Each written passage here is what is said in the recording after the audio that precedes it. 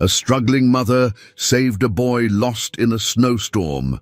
She has no idea who his father is. Hours later, a luxury car stops in front of her house, and their eyes meet.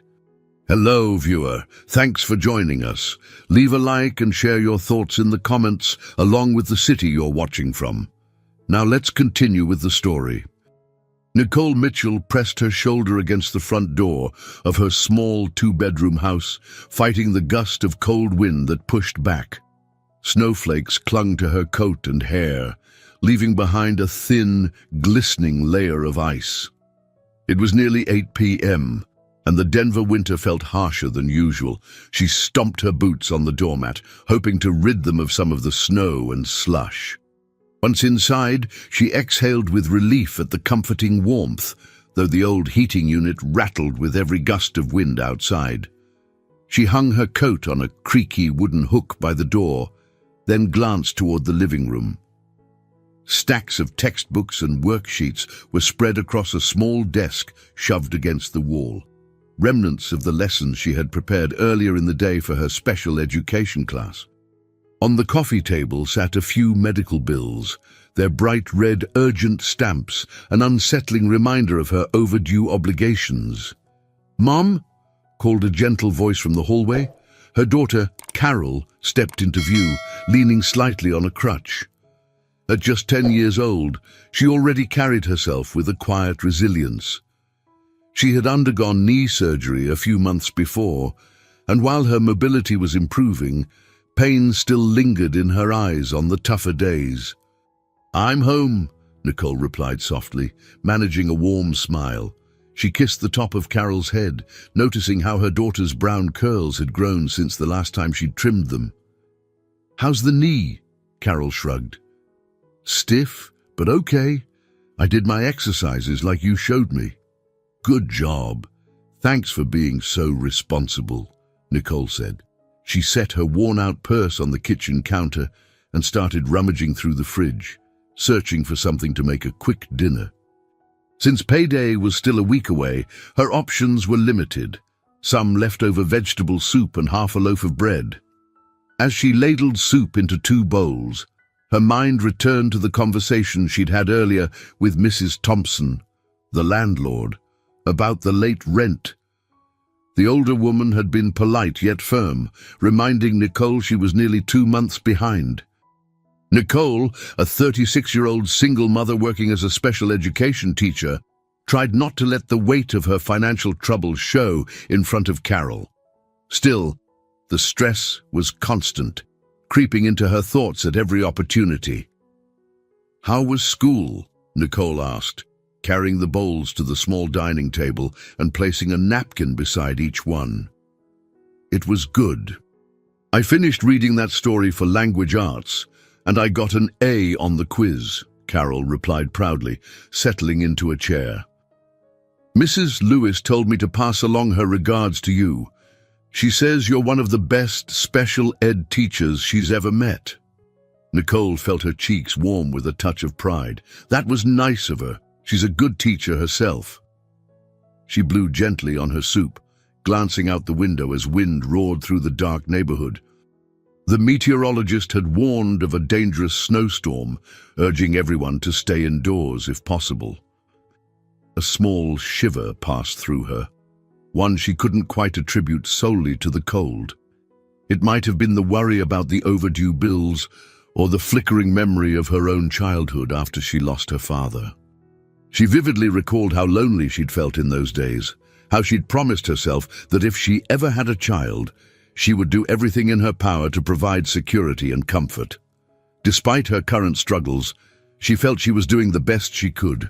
After dinner, Carol returned to her bedroom to rest her knee and practice a few gentle stretches. Nicole remained at the kitchen table, sorting through the day's mail. Her eyes lingered on a hospital envelope containing new charges for Carol's follow-up care. She took a deep breath and resolved to talk to the hospital's billing department in the morning, hoping for a possible payment plan extension. Outside, the wind became even fiercer, rattling the windows with an unsteady rhythm. She found herself standing in the living room, gazing at the swirling snowflakes that flew past the street lamp. There was a subtle sense of unease in the air, an intuitive feeling that the night held something more than just another winter storm. She sighed, turning off the main light and leaving a small lamp on. With Carol resting, Nicole turned her attention to the scattered textbooks. Each belonged to her special education class, where her passion and creativity truly shone. She had a knack for working with children who faced communication challenges, especially those with autism or other developmental differences. The school's budget constraints made it hard to get the supplies she really needed, and she often improvised with homemade materials. Walking past the window again, Nicole paused, noticing how the wind whistled ominously. A sense of urgency pricked at the back of her mind. She decided to leave on the porch light a little longer, as if anticipating something or someone out there in the dark. She couldn't fully explain why she felt so uneasy, but she trusted her instincts. In her experience, storms sometimes brought more than cold air and ice. They could usher in unexpected moments that changed everything. She cast one final glance at the quiet street before drawing the curtains, determined to push aside her worries and get some rest.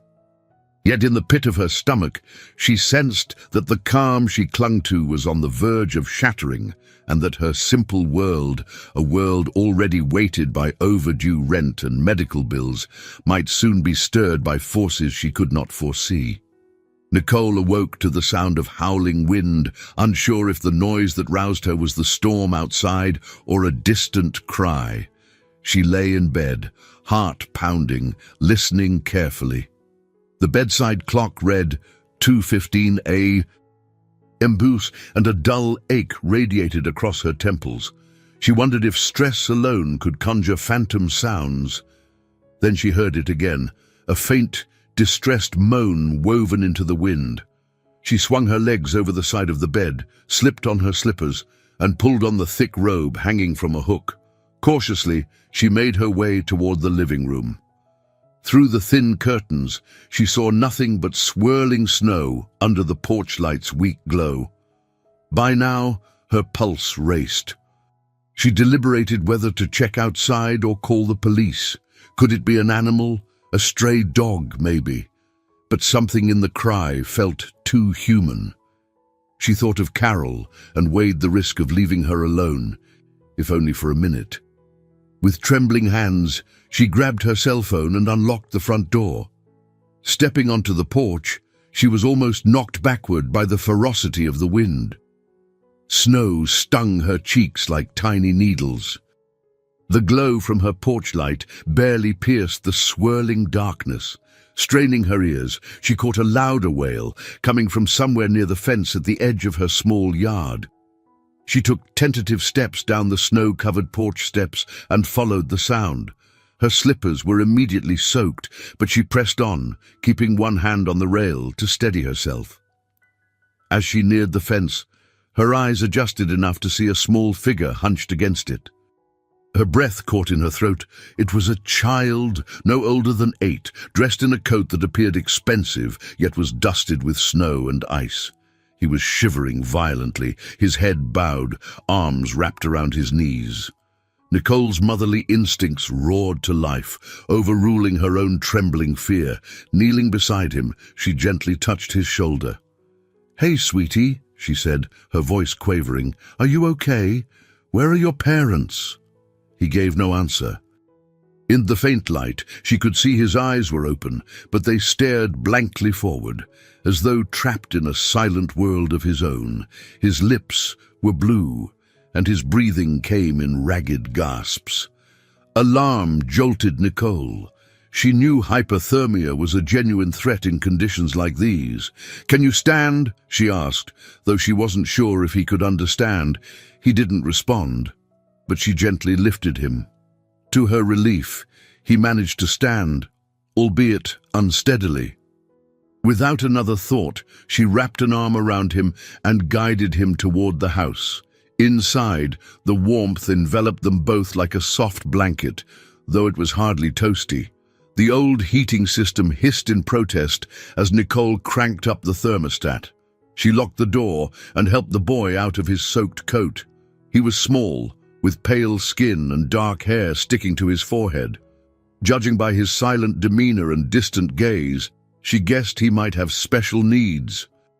Without wasting another second, Nicole fetched dry towels and a spare set of Carol's old pajamas. She rummaged in the hallway closet for extra blankets. As she wrapped him up, he let out a soft whimper, still shivering.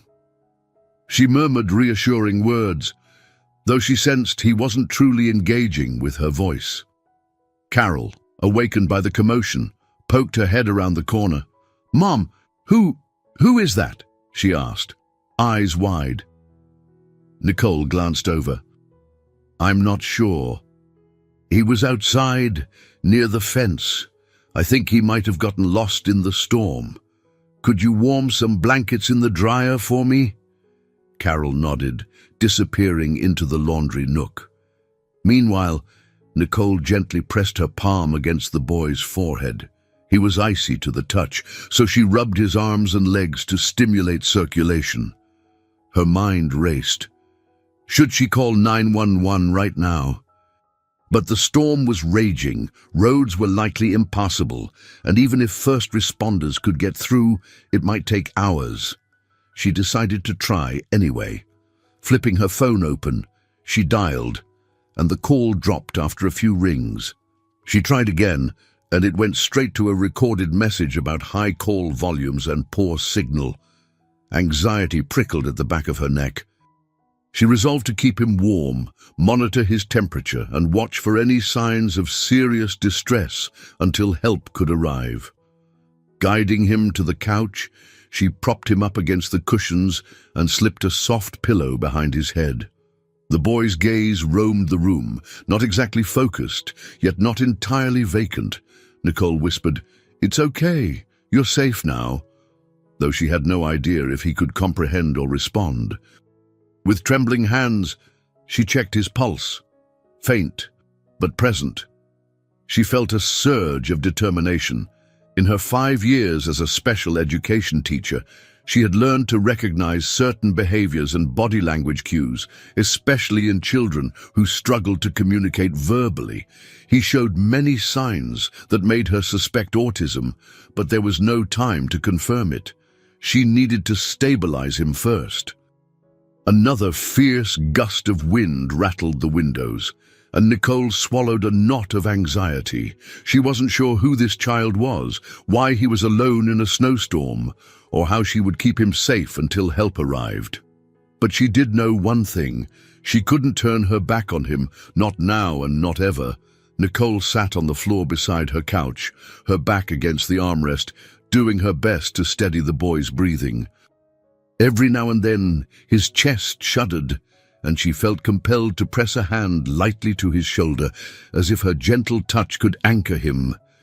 Carol had placed a warm blanket from the dryer around him, and the heat of the fabric had helped reduce his violent shaking.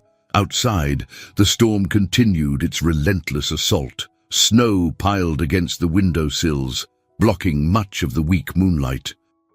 The living room lamp cast a soft, flickering glow, revealing the worry etched into Nicole's face. She recalled the training sessions she had attended for dealing with autistic children prone to sensory overload, though they had never touched on what to do if you found one half frozen in a blizzard. She carefully reached for her phone again and tried dialing 911. This time, the call connected briefly, long enough for her to give her address, before static took over. A recorded voice crackled something about emergency lines being overwhelmed, and then the call ended. Nicole slumped in frustration. That might have been enough information for first responders to locate her, but she had to assume they were contending with countless other emergencies. Carol stood nearby, hands clasped. "Mom, will he be okay?" she asked in a hushed voice. Nicole nodded, though her expression betrayed uncertainty. "I'm doing everything I can for him," she said, beckoning for Carol to come closer. "Help me check his temperature again." They worked together to tuck a digital thermometer beneath the boy's arm, which rested limply against his side. His eyes remained open but distant, as though peering into a world separate from theirs. Within moments, the thermometer beeped softly, indicating that his body temperature was still low, dangerously so, but not dropping further, which gave Nicole a shred of hope. As the minutes stretched on, the boy began to stir, his limbs loosening. Occasionally, he made soft sounds, something between a hum and a moan. Nicole spoke to him in a gentle tone, introducing herself quietly. "My name's Nicole. This is Carol. You're safe here." She offered him a small cup of lukewarm water, helping him sip. Though his eyes flickered, he offered no verbal response. In her training, she'd encountered students who communicated through gestures or picture cards. Others used sign language or specialized apps. She realized she had no tools on hand to support him like she would in her classroom.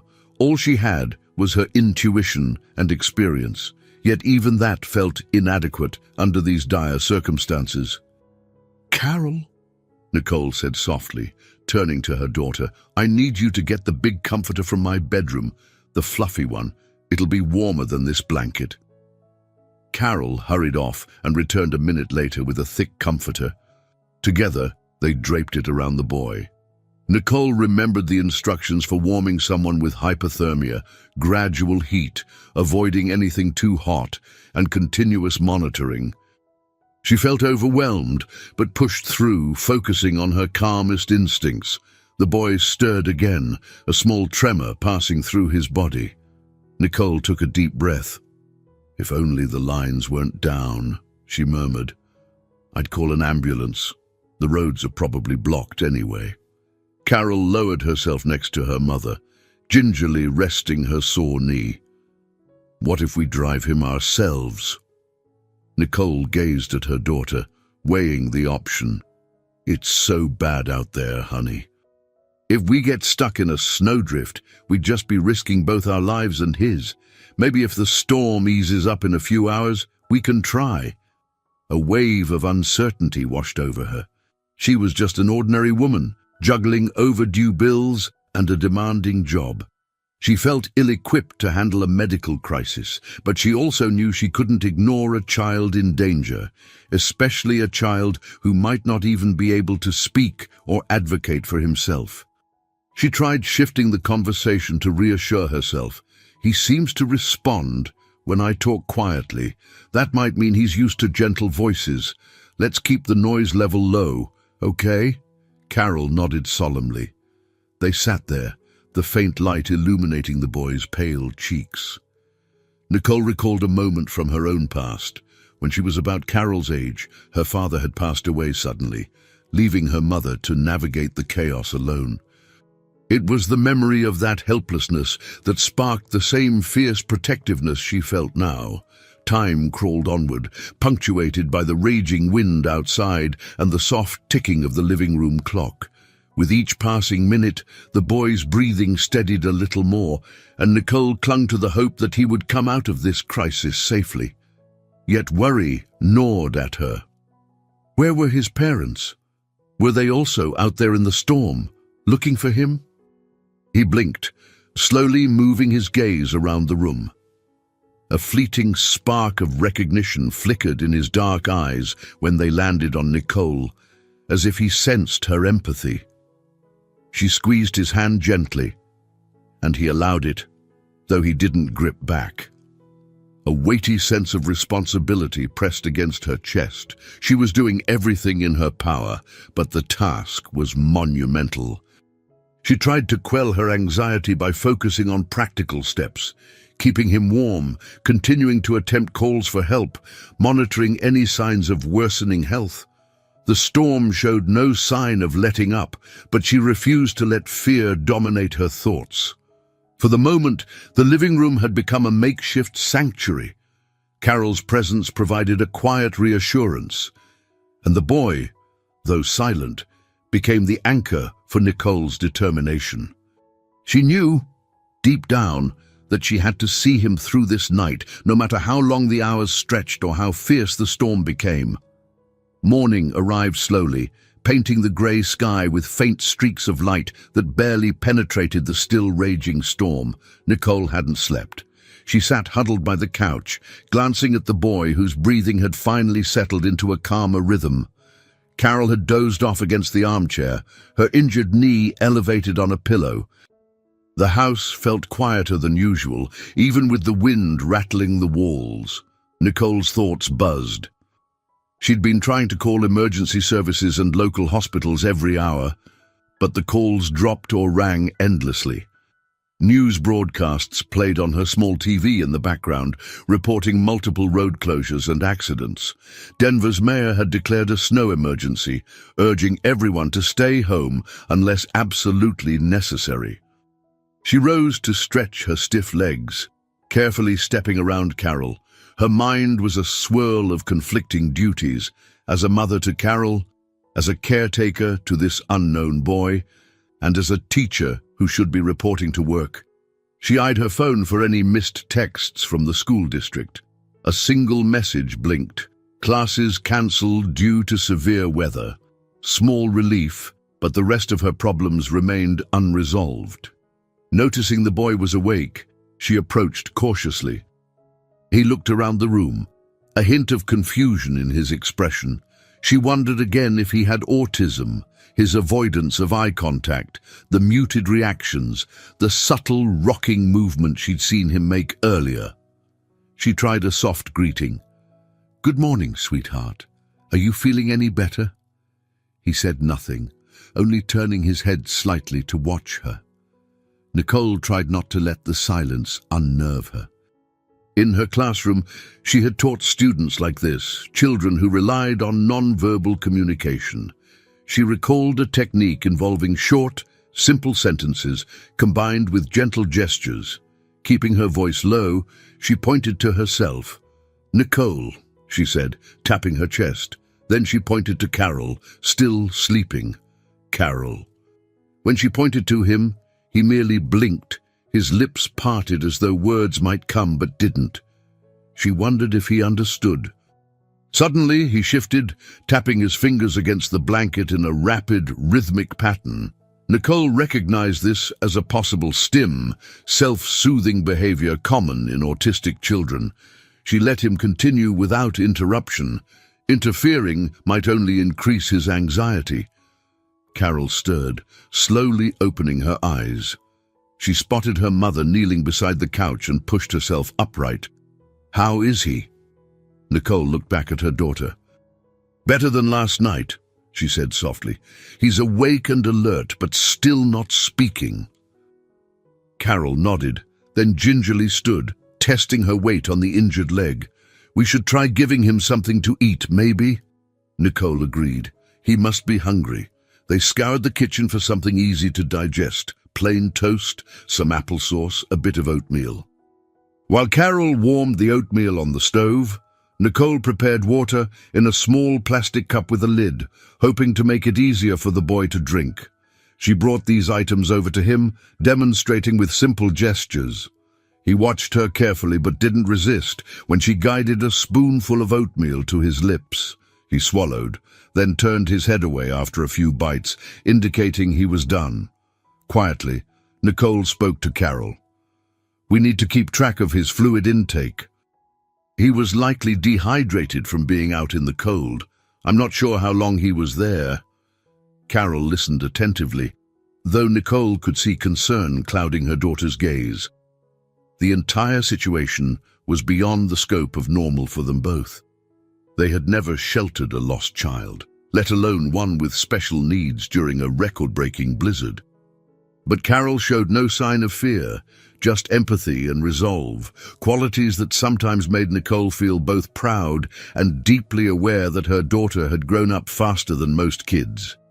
The TV news anchor's voice droned in the background.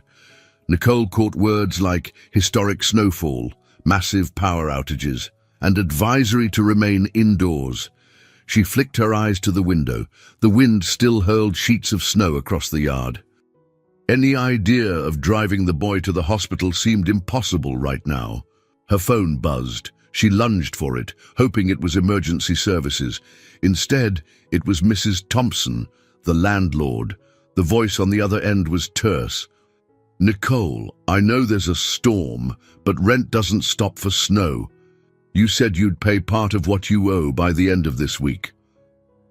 Nicole closed her eyes, inhaling. She couldn't tell her landlord about her predicament, not in detail, but she also couldn't pretend nothing was wrong. "Mrs. Thompson, I'm dealing with an emergency right now," she began. "Once this storm passes, I promise I'll figure something out. Her words trailed off. Mrs. Thompson gave a tight sigh. "Fine, but I can't hold off forever. As soon as the road's clear, we'll need to speak in person." Ending the call, Nicole felt her shoulders sag. The pressure weighed on her. A landlord demanding overdue rent, a vulnerable child in her care, and no tangible way to reach a hospital. She glanced at Carol, who had been quietly watching from across the living room, sensing the tension.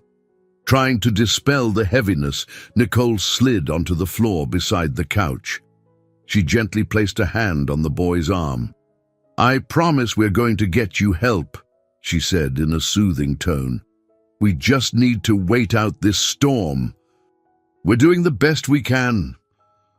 She thought about what might happen if no one came for him. Did he have parents searching frantically? Her chest tightened at the possibility that he might be alone in the world. Yet her intuition told her that a child wearing such a pricey coat likely belonged to a family with resources. So where were they? The sound of the wind roared again, as if it refused to let them forget it was still in control. Nicole checked Carol's posture. She was standing tall, arms crossed. Despite the worry etched on her face, Carol seemed steadfast. It was almost as if her daughter's calm presence infused Nicole with renewed resolve. They had no choice but to keep going, to keep the boy warm, fed and calm until the worst of the snow subsided. Even though that might be hours away, Nicole understood one thing. The situation was changing her life in ways she couldn't yet articulate. Something about this child, his silent plea for safety, and the savage storm swirling around them felt like the start of a new chapter she hadn't asked for, but was determined to see through. Afternoon light attempted to filter through the dense cloud cover, casting a muted glow on the neighborhood. The wind had died down, but the snow continued to fall steadily, blanketing everything in a thick layer of white. Nicole stood by the window, phone in hand, checking for any improvement in signal strength. The slightest bar flickered and then vanished, dashing her hopes of contacting emergency services or the police. She turned to see Carol quietly reading in the corner, while the boy rested on the couch. He had stopped shivering a while ago, which Nicole took as a positive sign. He occasionally glanced around with fleeting curiosity, but still made no verbal sounds. She suspected that even if his speech was limited, he might be trying to communicate in other ways. She needed more time and better resources to figure that out. Carol set her book aside and approached. "Are you still going to try to drive him somewhere once the storm eases?" she asked, a hint of concern in her voice. Nicole nodded. "Yes, if it becomes safe to do so, but I'm not sure when that'll be. The roads are probably buried under snowdrifts." She paused, her gaze shifting to the boy. "For now, we just have to keep him comfortable. I'll keep trying to call for help, though." Her eyes fell on her daughter's leg, recalling how Carol had injured herself on the school playground 6 months ago. The memory brought back the sense of helplessness she'd felt, the fear that as a single parent she couldn't provide everything her child needed. She had to rely on a medical payment plan that was still strangling her finances. Perhaps that lingering worry fueled the protective instinct she felt now toward this lost boy.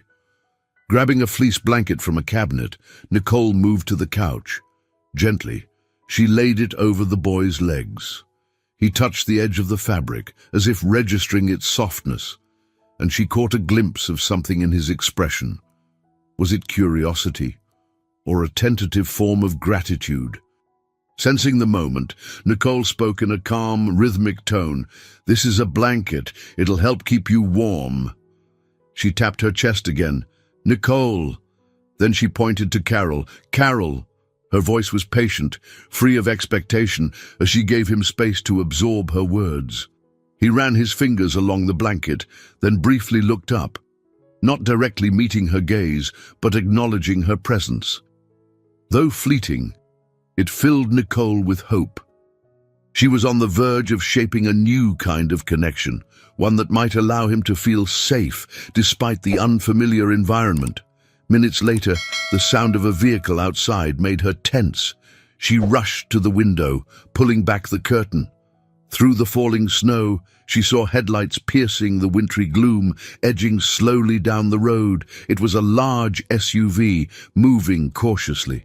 Nicole's heart leapt. Could it be help arriving? She dashed to the front door, yanking it open as the driver braked in front of her house. A tall man, dark hair mussed, suit jacket askew, stepped out.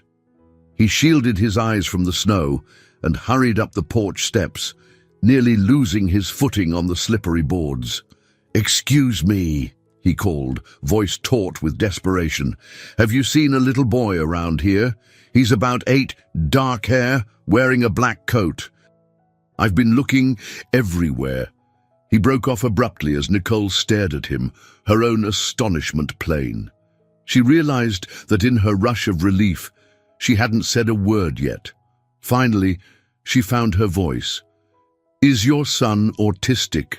she asked, tone careful but urgent. "Non-verbal, possibly?"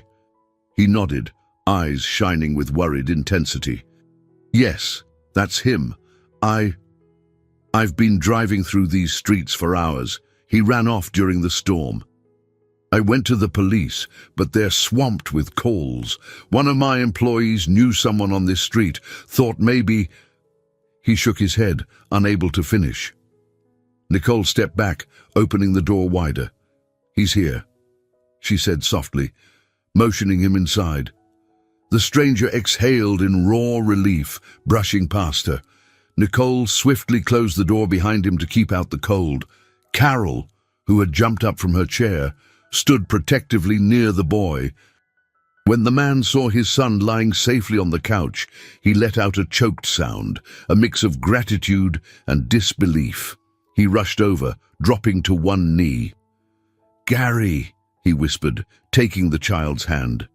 Gary's gaze flickered toward him, though he did not speak. Nicole saw the tremor in the man's shoulders. She'd witnessed parents' raw fear and profound relief before, but never in such dire circumstances. In the hush that followed, Nicole felt a swell of relief herself. She'd been prepared to care for Gary through the night, not knowing if anyone was even searching. Yet here stood his father, as desperate and lost as Gary must have felt. The tension within the small living room seemed to crackle with unspoken emotion. Looking up, the man's eyes met Nicole's. "I don't know how to thank you," he managed, voice wavering. "I'm Christian Bennett, Gary's father. If you hadn't found him—" Nicole offered a faint, reassuring smile. "He was freezing when I brought him inside. I'm just glad he's okay." Carol cleared her throat gently, drawing attention. "We did our best to keep him warm," she added. Nicole placed an appreciative hand on her daughter's shoulder. Christian looked between them, clearly noticing the modest surroundings, old wallpaper, second-hand furniture, the worn state of Nicole's clothes. An unspoken question hung in the air. How did someone in such difficult circumstances manage to do something so kind and extraordinary? Nicole sensed the magnitude of the moment. She had made a choice to care for a lost boy, potentially risking her own safety by venturing into the storm. Now, seeing Christian's tearful gratitude, she felt the weight of that choice shift into something else, an unexpected bond that she wasn't sure how to define. With Gary safe for the moment, and the storm still blowing outside, their gaze lingered on each other. Nicole suddenly realized that her decision to take a single step out into the freezing night had thrust her into a situation that might change her life in ways she could never have anticipated. She closed her eyes briefly, offering a silent prayer of thanks that she'd found the boy in time. And standing there, with Carol at her side and Christian Bennett kneeling beside his son, she began to sense that this was no random encounter. Something deeper connected them, something that went beyond the biting wind and drifting snow. A quiet stirring in her heart hinted that the trials of the storm were only the beginning of a new and uncertain path that lay ahead. The morning sun struggled against heavy clouds, and a fresh layer of snow had settled over Denver's streets by the time Nicole woke. She found Christian in the kitchen, sipping coffee and gazing out the window. He'd insisted on staying overnight in case Gary needed anything, especially with the blizzard making travel nearly impossible. The tension in his posture had eased somewhat, though worry still underlined his expression. Carol was up too, yawning as she came into the room on her crutch. The kitchen felt cramped with 3 people moving about, yet there was a sense of calm that replaced the frantic worry of the night before. Nicole busied herself heating oatmeal, recalling how the boy had managed a few bites when she'd first brought him in from the cold. "How's Gary?" she asked Christian softly, sliding a mug of coffee toward him. "He's asleep," Christian replied. His voice was slightly hoarse, as though he hadn't fully recovered from the relief and anxiety. "He's resting well. I checked on him before coming in here." Nicole nodded, her gaze flicking to the living room, where Gary lay curled under blankets on the couch. She hoped he would find safety and comfort in her home, for however long he needed to remain there. Though awkwardness lingered, given they were essentially strangers, there was also a mutual understanding in Christian's eyes whenever he glanced at her, as if they shared an unspoken agreement to focus on Gary's well-being above all. The phone rang. Startled, Nicole hurried to the living room to answer it, pausing to check that Gary was still peacefully asleep. "Hello?" A familiar voice answered. "Nicole, it's Sophia. Are you and Carol all right with this storm?" Relieved to hear from her friend and colleague, Nicole smiled. "We're safe. Listen, something extraordinary happened. I found a boy out in the storm. Turns out he's the son of Christian Bennett." Christian Bennett, the tech investor. Sophia's tone reflected both surprise and intrigue. "Yes," Nicole replied. "He's here, along with his son." "Well, Gary's asleep at the moment, but Christian stayed to make sure everything was okay." "That's something else," Sophia said, letting out a low whistle. "Look, I tried calling you yesterday, but the lines were down. I've been worried. The roads to our neighborhood are still blocked, so I'm not going anywhere soon. But what about you? Do you need anything?" Nicole leaned against the wall, eyeing Carol in the background as her daughter examined the living room tidying efforts. "We're running low on groceries, but we'll manage for now. I'm more concerned about Gary. He's non-verbal, and I suspect the transition back to his home environment could be tough after such a traumatic event. Also, Christian's a widower. He's handling a lot on his own." "I'd love to help," Sophia said kindly. "I've worked with nonverbal kids before, and remember, I'm just a phone call away. Sometimes having someone else to bounce ideas off of can make a big difference." Nicole recognized the warmth and wisdom in Sophia's words. She recalled the times they'd collaborated on lesson plans for special education students, sharing tips and methods. Sophia was one of the few people who truly understood the complexities of Nicole's work and her heart. "Actually, I could really use your advice on some techniques for supporting Gary. If you have a moment, I'd like to discuss it." "Absolutely. Let's talk it through," Sophia agreed. Nicole flipped the phone to speaker mode, setting it on the coffee table. She and Sophia began exchanging ideas, referencing strategies like sensory toys, visual schedules, and calm communication. Christian wandered in, listening quietly at first, but soon asking specific questions about how to manage meltdowns or encourage Gary to express his needs. Sophia's voice carried a reassuring tone. "Nicole, you have a unique gift for this. Don't doubt that. And Christian, I know this probably feels overwhelming, but you're doing the best thing you can by ensuring Gary's comfort and safety right now. Sometimes the smallest gestures build the biggest trust." Christian nodded thoughtfully, glancing at Nicole. "I appreciate that. I'd do anything to see him happy again. He hasn't been the same since—" His voice trailed off, but Nicole sensed the familiar pang of grief.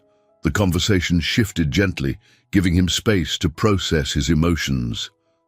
Eventually, Carol joined, offering her perspective as a child who'd been around some of Nicole's special ed students. She mentioned how the kids in her mom's class often responded to consistent routines. Sophia chimed in, reinforcing the idea that structured environments were critical for many children on the spectrum.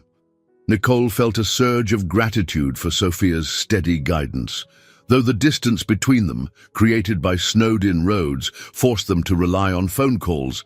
It somehow brought them closer in spirit.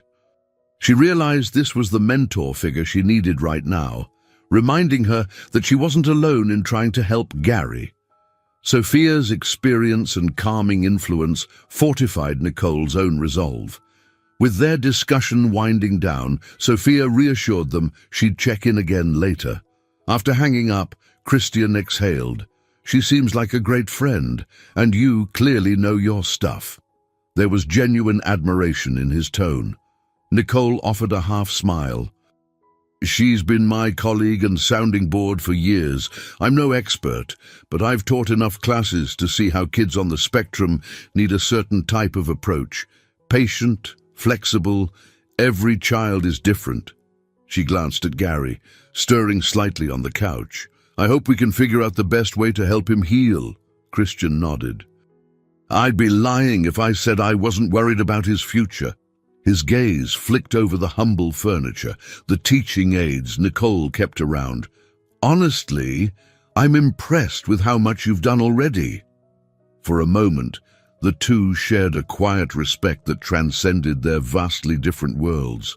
Nicole, a teacher struggling to pay bills, and Christian, a wealthy tech philanthropist, had found an unlikely common ground: the fierce devotion to a child's welfare. As the warmth of that realization settled in, Nicole felt her earlier anxiety loosen its grip on her heart. Gary stirred more awake, blinking at them.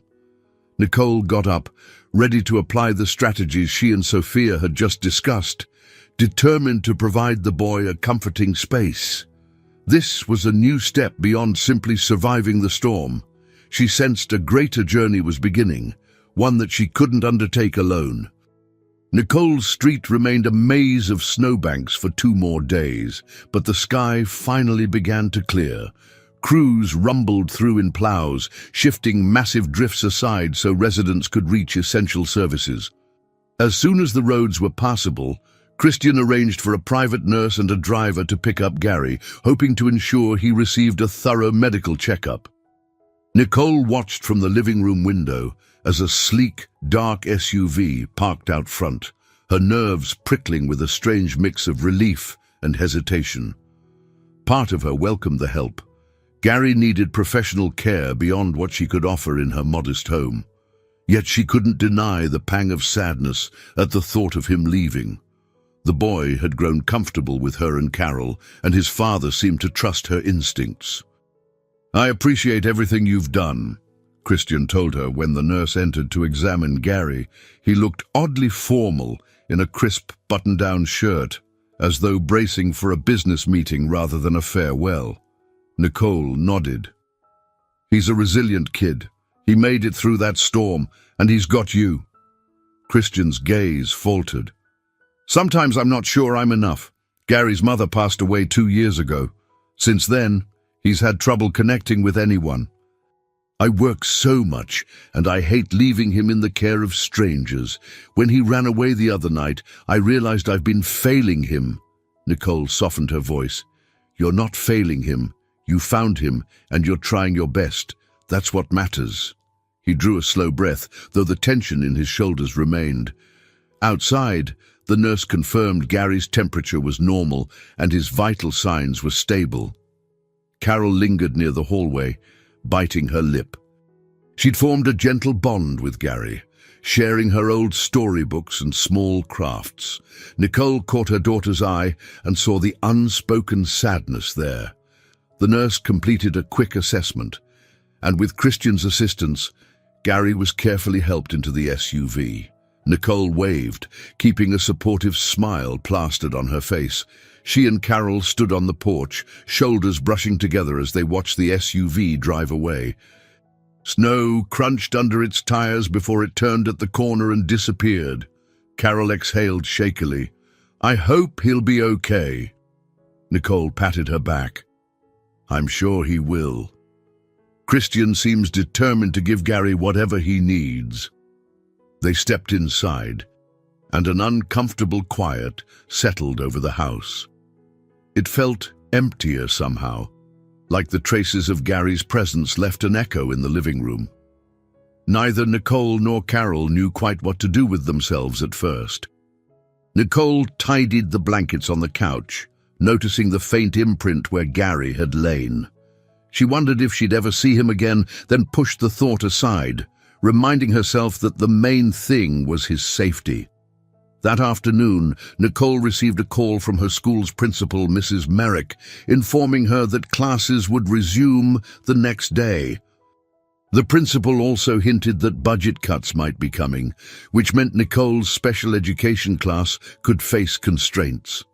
With a weary sigh, Nicole jotted notes about adjusting lesson plans to accommodate fewer resources. It was a harsh reminder of her everyday reality, a reminder that her life and her challenges had not paused for this extraordinary event. The following morning, she slipped back into her routine. She helped Carol get ready, made coffee in her small kitchen, and skimmed news headlines that spoke of the storm's aftermath. As she drove to school, weaving carefully through partially cleared roads, her mind lingered on Gary's silent gaze. She had assumed, once she returned to her usual life, the whole ordeal would feel like a distant memory. Instead, it felt more like a prologue to something bigger. That feeling was reinforced when her phone rang during her lunch break. Christian's name flashed across the screen, sending a small jolt through her. She stepped away from the staff lounge to take the call. He sounded composed, yet earnest. "Nicole." "Hi, Gary's doing well. The doctors said he's fine physically, just a little frazzled from the ordeal. I'd wanted you to know I'm grateful." Warmth spread through her chest. "I'm so glad he's okay, really." Christian hesitated, then continued. "Your approach with him made more difference than you realize. He's had trouble bonding with anyone since his mom died, but he seemed calm with you. And there's something else." Nicole's heart quickened, half expecting bad news. "What is it?" "I discovered you've been pioneering some unique teaching methods for children with special needs. I did a little digging, and teachers at your school spoke highly of your work. It seems you're onto something that could help many kids, not just Gary. I'd like to learn more." She almost dropped the phone.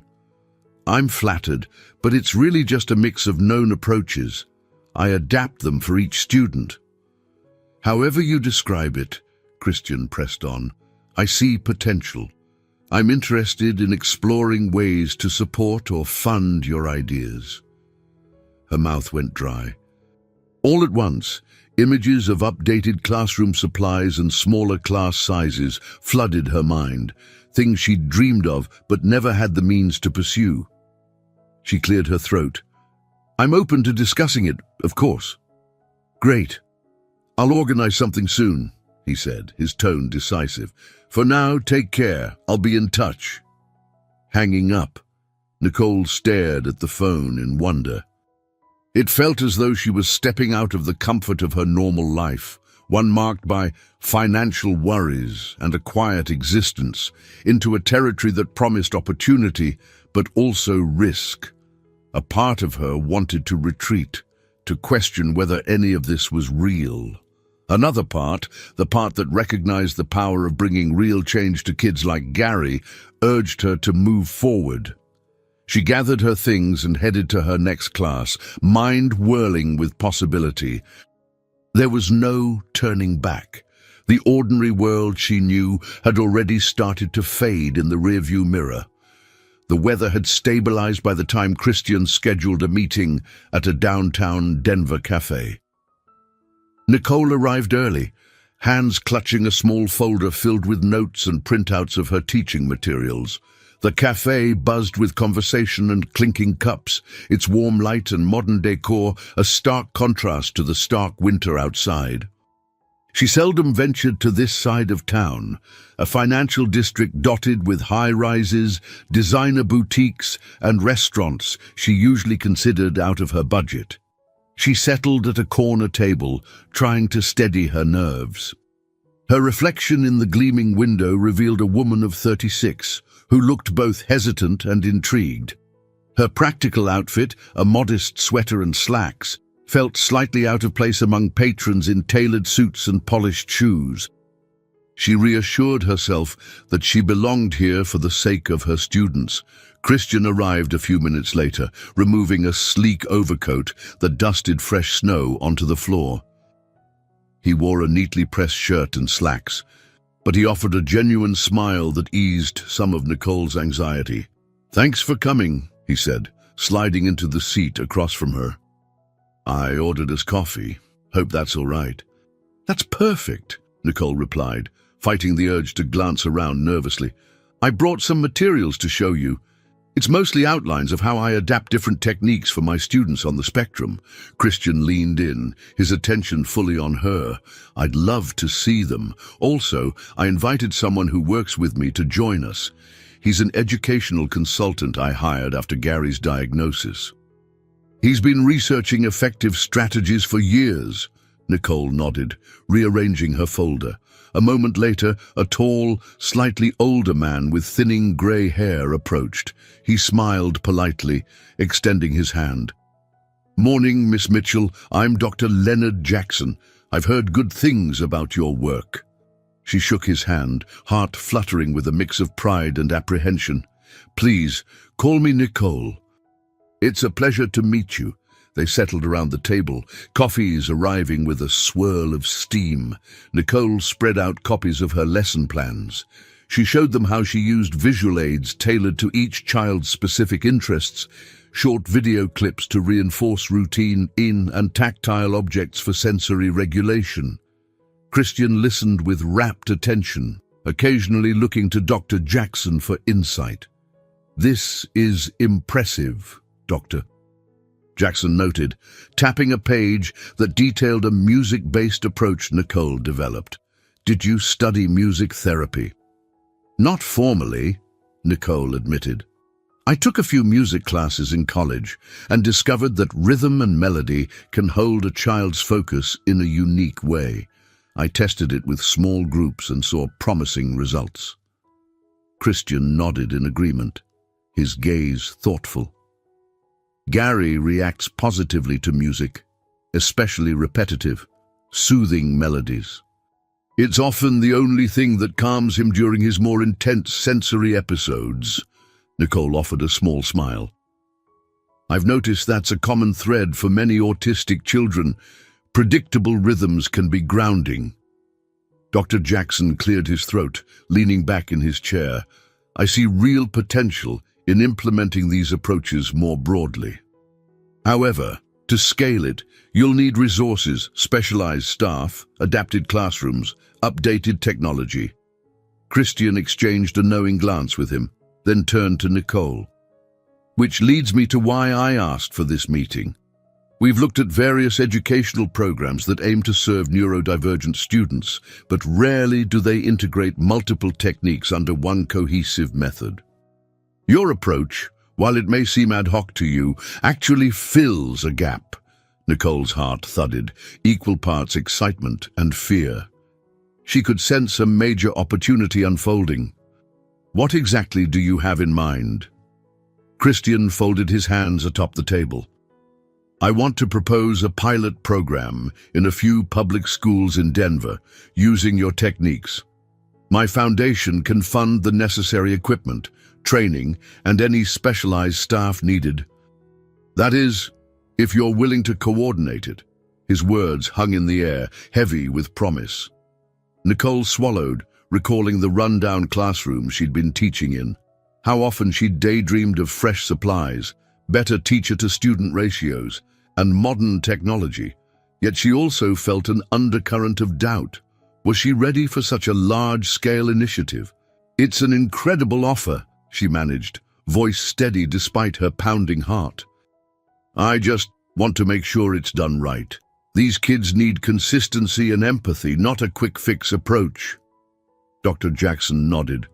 We agree. We're not looking for a flashy PR campaign. We want real results, and we believe you have the capacity to deliver them. Christian leaned forward slightly, his voice warm. I know this is sudden, but after seeing how Gary responded to you, I'm convinced you have something special. If it works, so many children and their families could benefit. Nicole stared at her notes, imagining what it would look like to bring her ideas to hundreds of kids across the city. Her pulse quickened. I need to think about it. But I'm interested, she said, glancing up, meeting Christian's gaze. I'm definitely interested. He gave a faint smile. I understand. Take the time you need. We can arrange a more formal proposal soon. They agreed to continue the conversation, exchanging contact information. As they stood to leave, Nicole felt as if she'd stepped into an entirely new world, one where her dedication to teaching might become something bigger than she ever imagined. The cold air greeted them outside, a reminder of the city's frigid winter. But as Christian hailed a cab for Dr. Jackson, and they said their goodbyes, Nicole's mind raced with possibilities. She sensed a thrill, a spark of hope that could challenge every doubt she'd carried. Nicole's next few days blurred with a mixture of excitement and apprehension. She continued her usual responsibilities, guiding her special education class, grading papers, and caring for Carol. Yet beneath it all, the idea of launching a pilot program pulsed like an undercurrent. She couldn't shake the image of improved facilities, better training, and the potential to transform education for children with special needs. One afternoon, as she was tidying her classroom, she heard a gentle knock on the door. Sophia peered in, wearing a broad smile. Mind if I come in? Of course, Nicole said, heart lifting at the sight of her friend. I was about to call you. I have news. Sophia slipped inside, eyes darting around the bright posters and adaptive learning tools Nicole had pinned to the walls. Looks like you're as prepared as ever. So, spill, what's going on?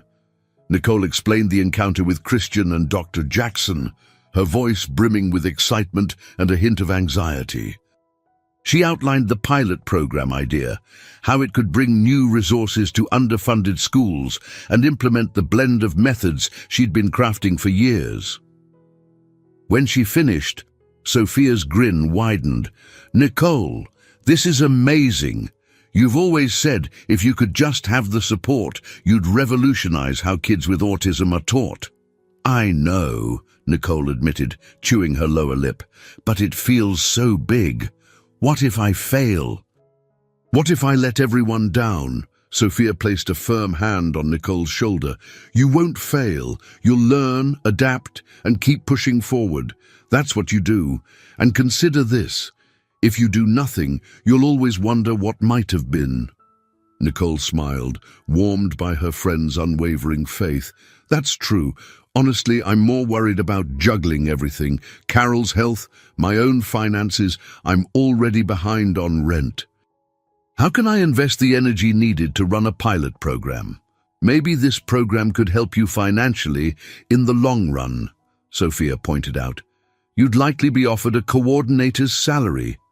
Plus, Christian Bennett doesn't strike me as the sort of man who ignores the personal struggles of someone he's depending on. Nicole flushed slightly, remembering Christian's concerned expression whenever he'd glimpsed the realities of her modest life. He did mention wanting to ensure I wasn't burdened, but still, I don't want to take advantage, Sophia chuckled. That's what's charming about you. You never assume you're entitled to help, but sometimes you have to accept it. They discussed the logistics until the hallways emptied. Eventually, Nicole locked the classroom and the two friends headed out together. As they passed through the school's front entrance, they were greeted by a small group of parents waiting in the lobby.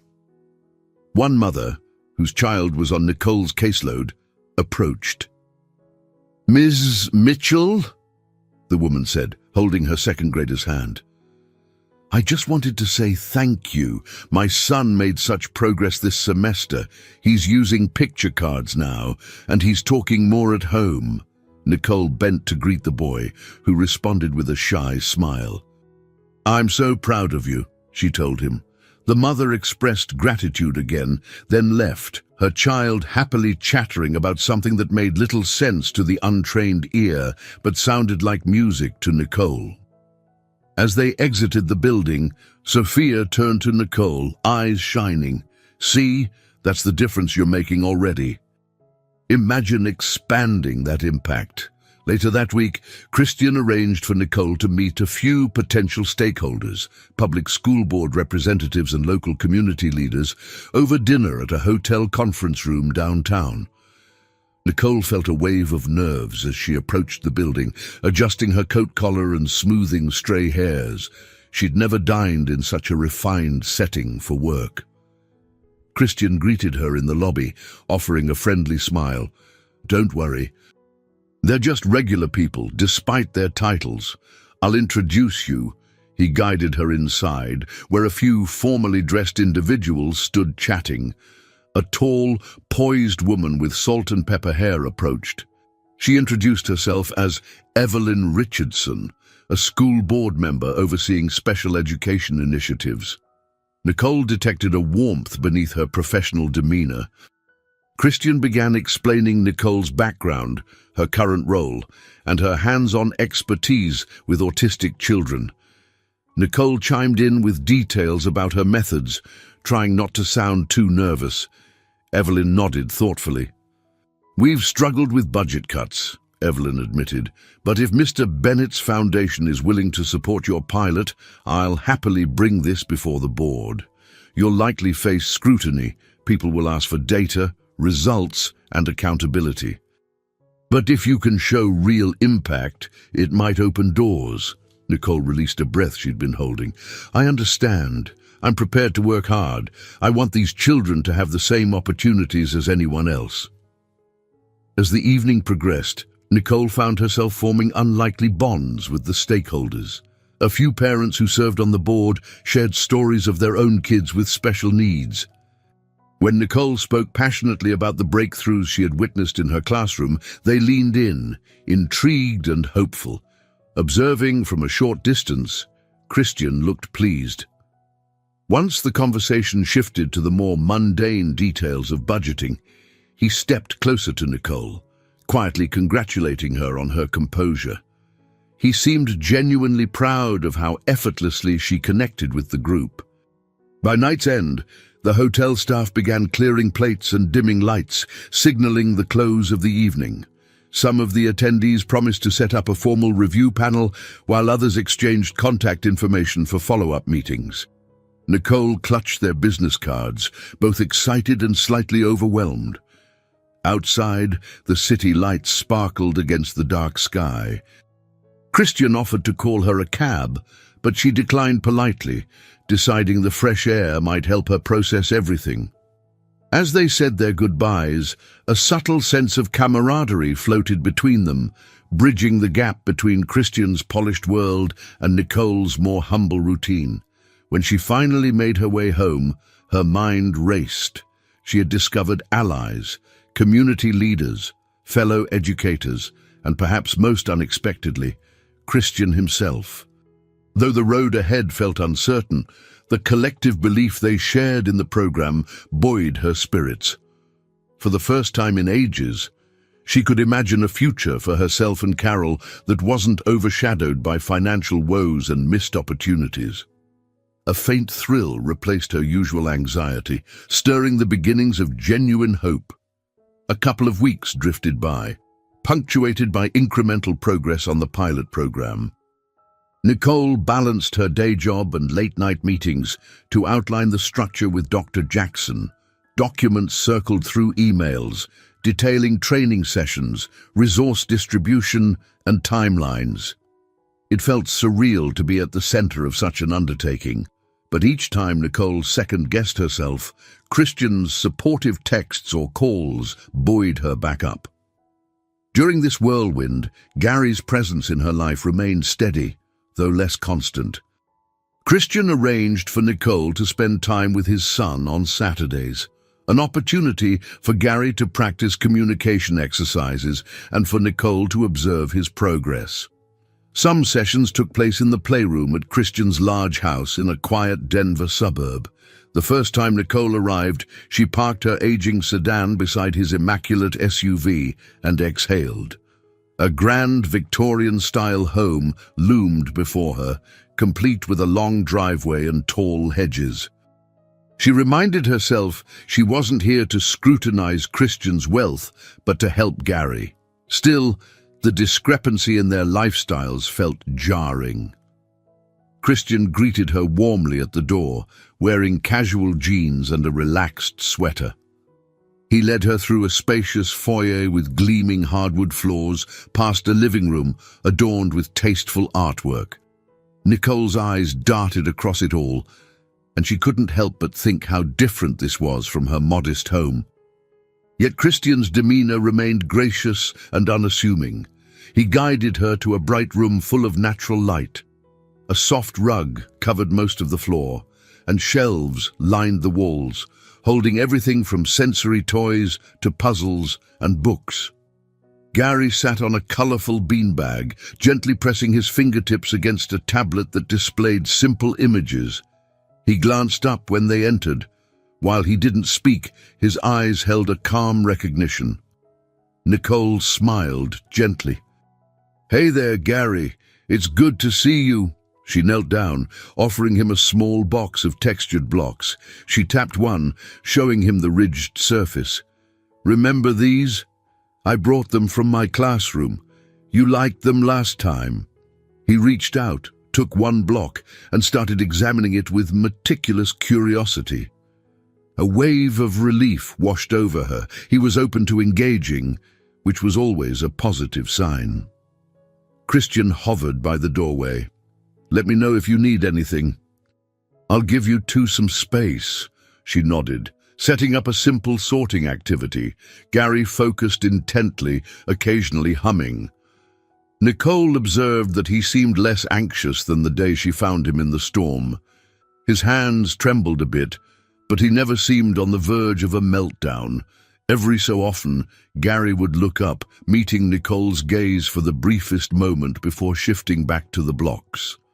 She encouraged him with soft praise and gentle guidance.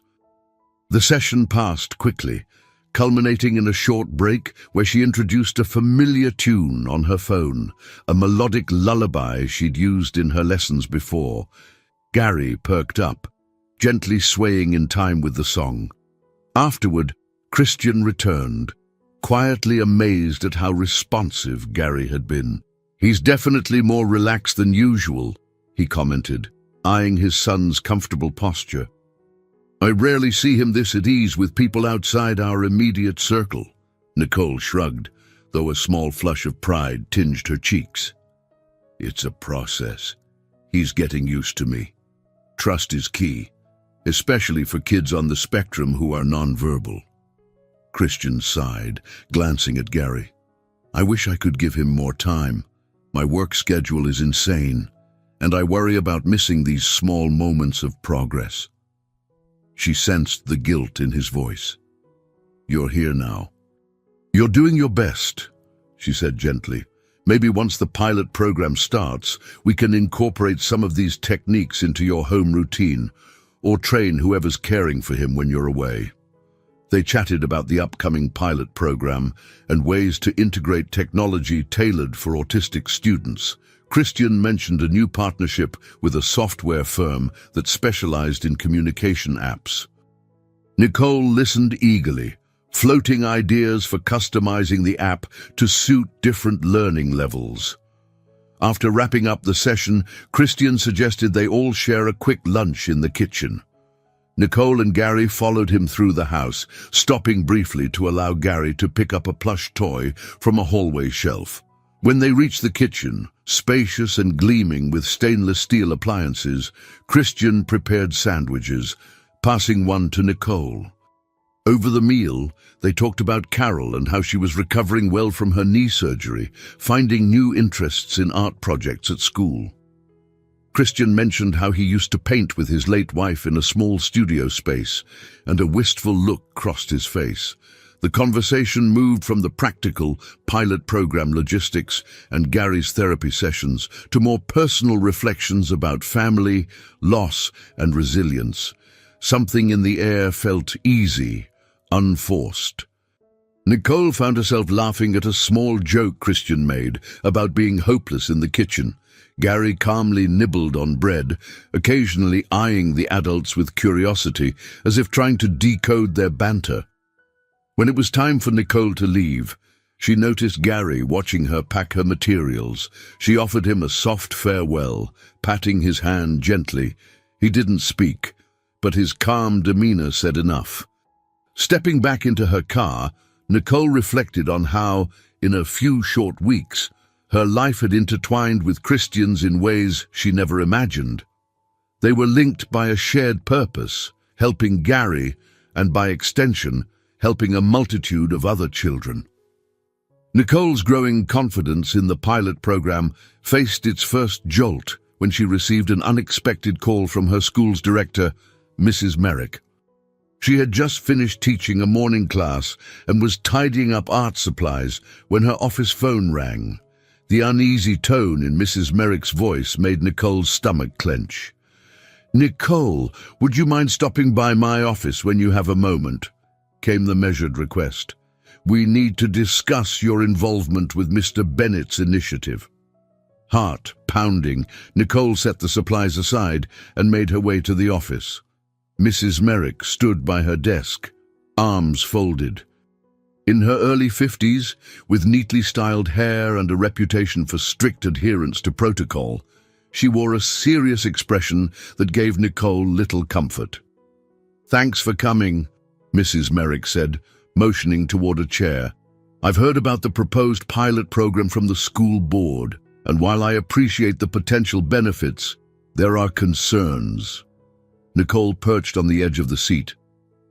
"I'd like to address any concerns you have. I'm still working out details with Christian Bennett's Foundation and Dr. Jackson, but I'm confident we can create a robust plan." Mrs. Merrick's lips tightened. "I understand the board's interest, but we also need to uphold certain standards. If this pilot ties into our school directly, we must ensure that everything meets district requirements, teacher credentials, oversight, budgeting, you name it." Nicole nodded. "We're not trying to circumvent any processes.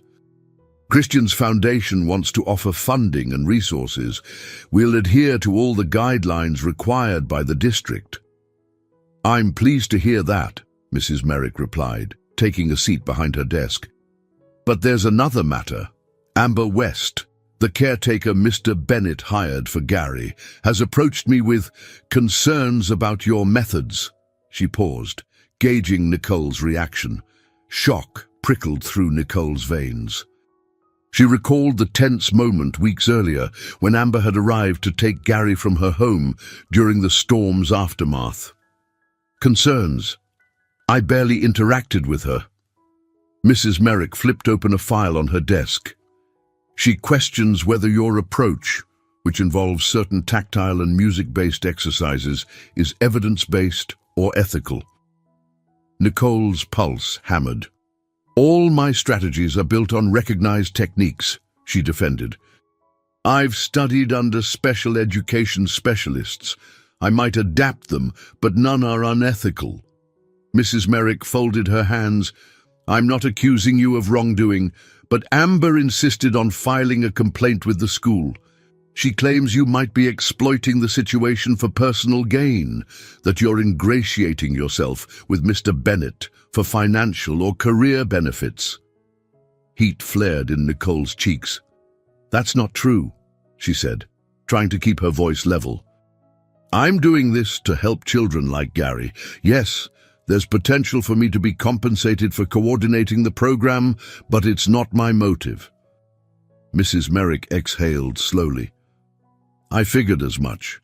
However, these accusations could sow doubt among staff and parents, especially if Amber pursues them vigorously. Mr. Bennett has a lot of influence. Some view that as positive, others see it as a threat to public education's independence. Nicole rubbed her temples, feeling the stirrings of a headache. Is there a formal process to address these complaints? Mrs. Merrick nodded. Yes, we'll investigate. We'll collect testimonials, look at your track record, speak with parents. But I suggest you tread carefully. Public perception matters, and if Amber is determined, she could make things difficult. Rising from the chair, Nicole steadied her voice. I understand.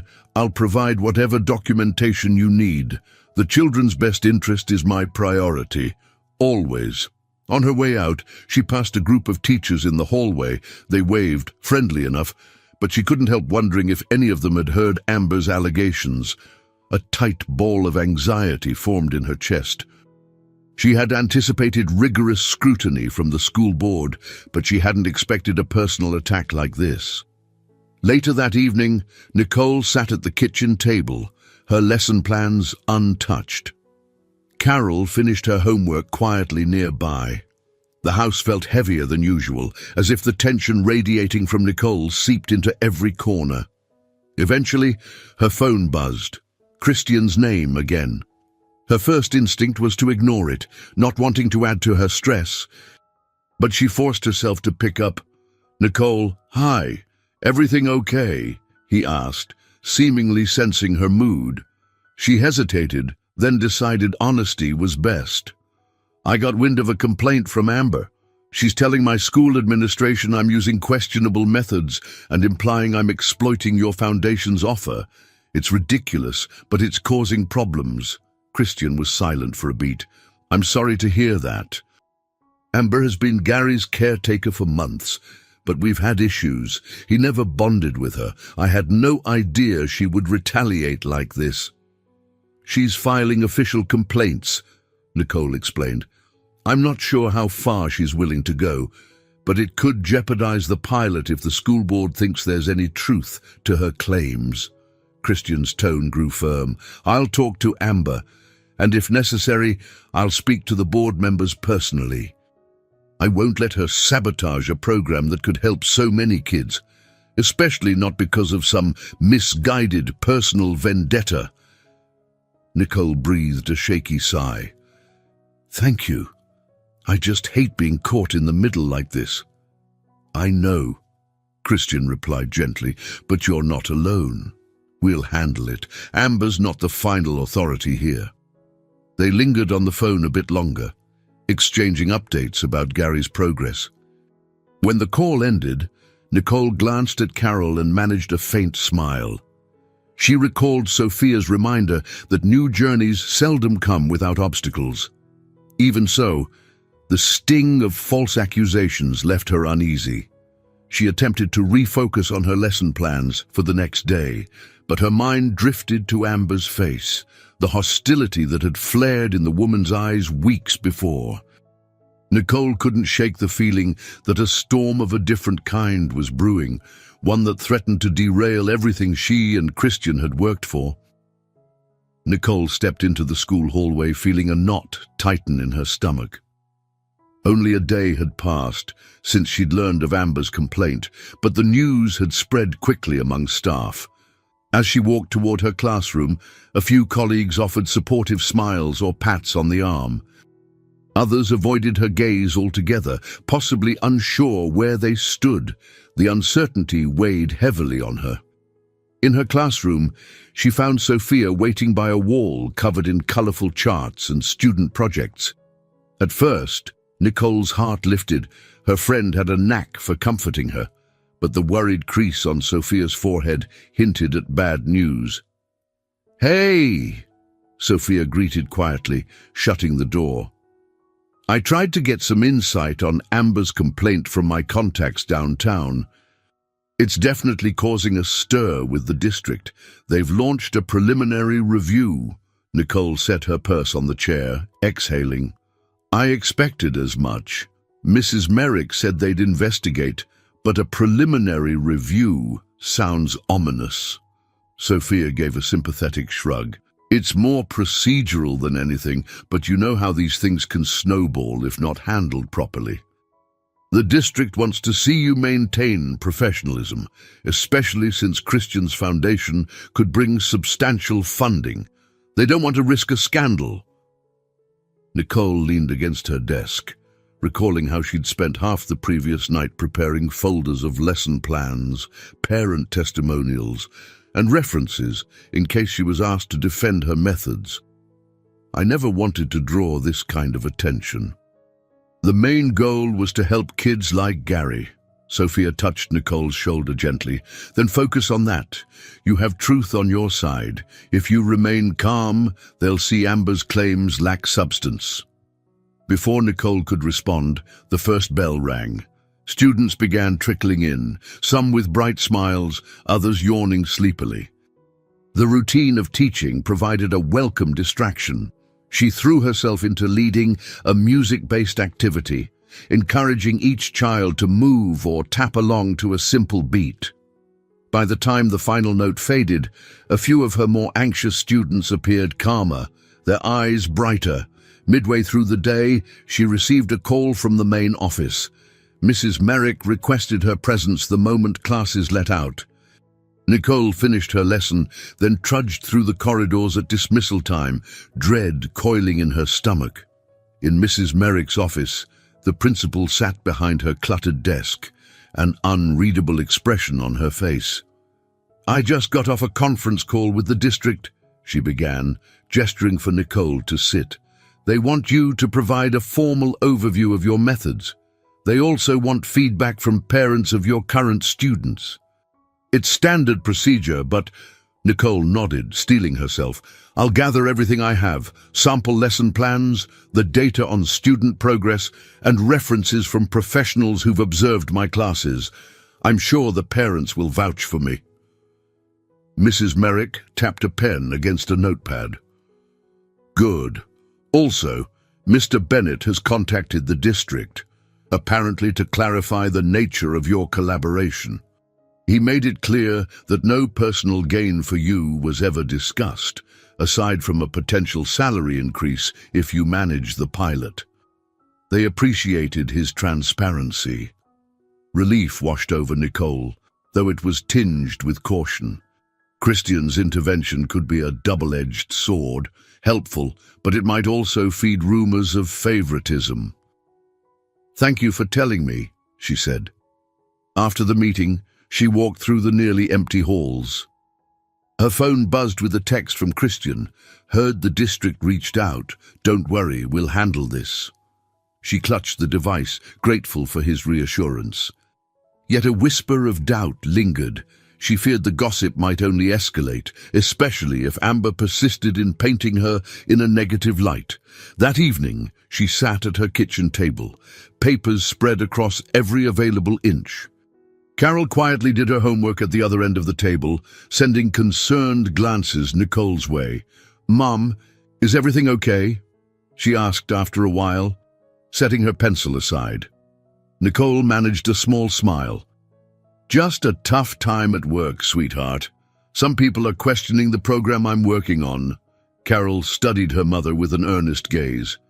"But you're helping kids, right? Like you helped Gary." "Yes," Nicole replied, her voice gentle. "That's exactly why I'm doing it. But sometimes adults get caught up in rumors and politics." Carol looked thoughtful. "Don't let them stop you." Nicole's chest tightened at her daughter's simple yet profound statement. In that moment, she realized she couldn't allow fear to dictate her actions. "I won't, honey," she said softly, pulling Carol in for a hug. "I promise."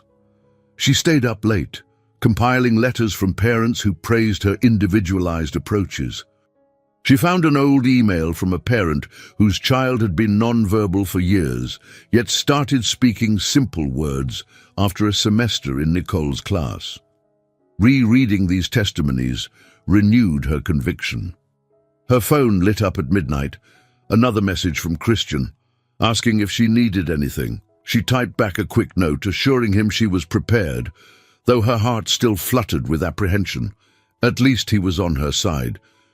Tomorrow would bring fresh questions and possibly more challenges. Yet, as she gathered the documents that proved her commitment and success, Nicole felt a surge of determination. She reminded herself that this was all for the children who needed a voice, children like Gary who depended on people willing to champion them despite bureaucratic hurdles.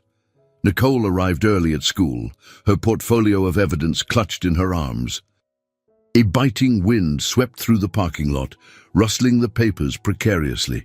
Once inside, she hurried to the conference room where the district-appointed investigator, Ms. Hampton, was waiting. A slight woman in her mid-40s, Ms. Hampton wore glasses perched on the bridge of her nose and exuded an aura of meticulous efficiency. "Ms. Mitchell?" Mrs. Hampton greeted politely. "I appreciate you coming in before classes." "This shouldn't take long."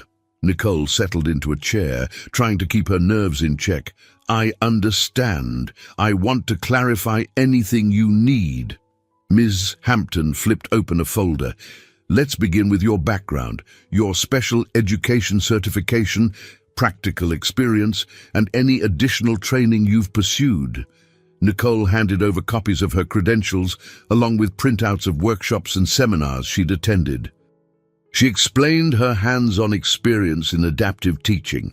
Ms. Hampton jotted notes, occasionally humming in acknowledgement. Then she asked more pointed questions. "Do you have a personal relationship with Mr. Christian Bennett that extends beyond a professional scope?" The question felt like a punch to Nicole's gut.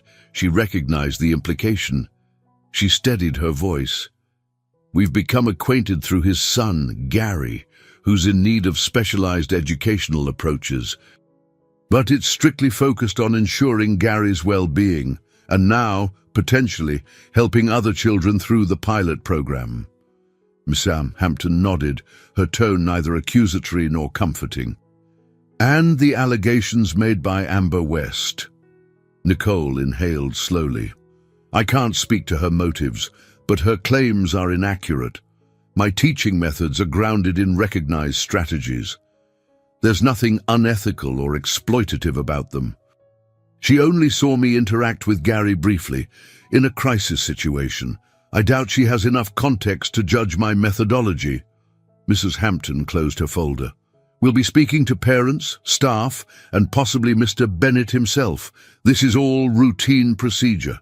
If your methods are as you say, you have nothing to worry about." It felt like a dismissal, so Nicole thanked her and stood to leave.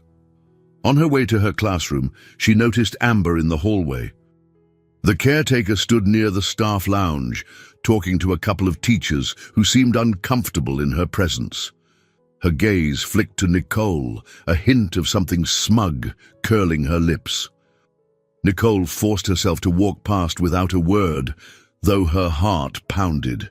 A short while later, during a break, Sophia appeared in Nicole's classroom. "I passed Amber in the corridor," she muttered, rolling her eyes. She's definitely stirring trouble.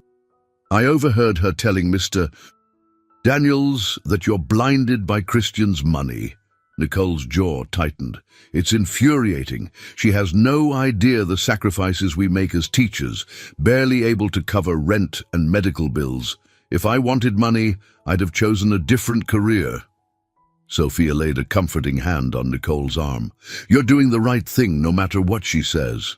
Besides, there's no direct proof of wrongdoing. It's just her word against your track record. That afternoon, Nicole found some solace in her students. One boy named Dylan, who often struggled with focusing on tasks, responded remarkably well to the tactile block activity she'd borrowed from her sessions with Gary. Dylan's mother, Ms. Reeves, stopped by during dismissal. I can't believe the improvement I'm seeing at home, Ms. Reeves said, eyes shining. He's more engaged, even telling me about small parts of his day. Whatever you're doing, thank you. Nicole felt tears sting her eyes. I'm so glad to hear that. He's a bright kid, just needs the right approaches. Miss Reeves offered a warm smile. I heard about the new program you might start with that philanthropist. If you need any parent testimony, I'm happy to share Dylan's progress. Relief and gratitude flooded Nicole. I might take you up on that. Thank you. Late that evening, Nicole found herself at home, reviewing a stack of letters from other grateful parents. She smiled over each heartfelt note, letting their words fortify her resolve. Carol sat in her bedroom working on a school project, humming a tune Nicole had introduced to her students earlier in the week. Eventually, Nicole's mind drifted to memories from her own childhood. She recalled how lost she'd felt after her father's death, how she'd struggled to stay afloat while her mother juggled jobs to pay bills. Perhaps that was why she felt such a fierce calling to help children, especially those who lacked a clear voice. A longing to protect them from loneliness and misunderstanding burned in her heart. Outside, the wind rustled again, but Nicole barely noticed. She was deep in thought about her past, about Gary, about the potential of the pilot program. Amber's accusations loomed like a dark cloud, but she clung to the knowledge that her intentions were pure. If she had to prove that to the entire district, she would. The following week brought the kind of challenge Nicole had hoped to avoid. A formal hearing in front of a small district panel, part of the ongoing investigation. She arrived at the district's administrative building under grey skies, nerves on edge. Christian had offered to come, but official protocol limited attendance primarily to school staff and relevant district representatives. He promised to wait outside in case she needed support afterward. The hearing room was modest, a rectangular space lined with shelves of binders, smelling faintly of disinfectant. At a long table sat Ms. Hampton, joined by two other district officials. Mrs. Merrick was present, arms folded, face pinched with concern. Near the back of the room, Amber sat stiffly, her expression cold. A few parents of Nicole's students had volunteered to speak on her behalf. As they filed in, she felt a flicker of hope. She recognized Ms. Reeves, whose son Dylan had shown remarkable improvement, and Mr. Carter, whose daughter thrived on Nicole's music-based exercises. They offered tight smiles in her direction, a silent show of solidarity. "Let's begin," Ms. Hampton said, her voice formal. "We're here to assess the validity of Ms. West's complaint regarding Ms. Nicole Mitchell's teaching methods and potential conflict of interest with Mr. Christian Bennett's philanthropic initiatives." Nicole glanced at Amber, who kept her eyes forward, looking poised. When asked to summarize her complaint, Amber spoke in measured tones. "I observed Ms. Mitchell interacting with Gary, Mr. Bennett's son, after the recent snowstorm. She seemed very eager to gain Mr. Bennett's favor. My concern is that she's exploiting Gary's condition to advance her career. There's been talk of large sums of money from the Bennett Foundation, and I question whether Ms. Mitchell's methods are scientifically endorsed, or if she's simply capitalizing on Gary's vulnerability. Fury bubbled in Nicole's chest, but she remained composed. When it was her turn to respond, she explained her credentials, her track record, and her motivations. She addressed the pilot program, emphasizing that any compensation was strictly professional and that her methods were based on recognized approaches. She passed out copies of lesson plans, references, and even an article featuring her classroom successes. Next, the parents testified. Ms. Reeves described how Nicole's teaching transformed her son's willingness to communicate at home. Mr. Carter praised Nicole's creative use of music, noting how his daughter's stress levels had drastically declined. Ms. Hampton and the panel listened intently, occasionally scribbling notes. Amber glanced down at her folded hands, her jaw set, but no one else jumped to her defense. Only Mrs. Merrick chimed in, cautiously reminding everyone that evidence-based research was paramount. Nicole took the opportunity to reiterate how her strategies had roots in established special education practices, adapted for individual needs. By the end of the hearing, Ms. Hampton thanked everyone and announced they would compile the testimonies, deliberate, and issue a recommendation to the superintendent. Tension thick in the air, the meeting adjourned. People began to gather their belongings, offering Nicole sympathetic smiles or brief words of encouragement. Amber slipped out quickly, ignoring Nicole entirely. Mrs. Merrick trailed after her, presumably to discuss next steps. Nicole stood alone, exhaling a pent-up breath. She felt like she'd run a marathon. The parents who supported her gave quick hugs, promising they'd do anything else needed. Though she was thankful for their help, the uncertain look on Mrs. Hampton's face lingered in her mind. Stepping into the hallway, Nicole found Christian waiting by a row of vending machines. He spotted her and crossed the distance in a few strides. "How did it go?" he asked quietly, brows knitted with worry. She shook her head, unable to disguise the exhaustion in her voice. "Hard to say." Amber stuck to her story. "I explained everything, and some parents backed me up. But we won't know the final outcome until the panel issues their recommendation." Christian frowned. "I'm sorry you had to face that alone." Nicole took a shaky breath, glancing around to ensure no one was eavesdropping. "I'd rather not rely on you too much right now, or it might look like I'm simply using your influence. The district has to see I'm capable of standing on my own." He nodded, understanding. "Of course, but I'm still here for you, always." They left the building, the cold air hitting their faces. Nicole paused on the sidewalk, her eyes stinging. "If the district rules against me, it could jeopardize everything. The pilot might be shelved, and my reputation would take a massive hit." Christian placed a hand on her shoulder. "I won't let that happen without a fight. If the district tries to shut us down because of baseless accusations, we'll appeal. My team of legal advisors will ensure we have every opportunity to prove your program's validity."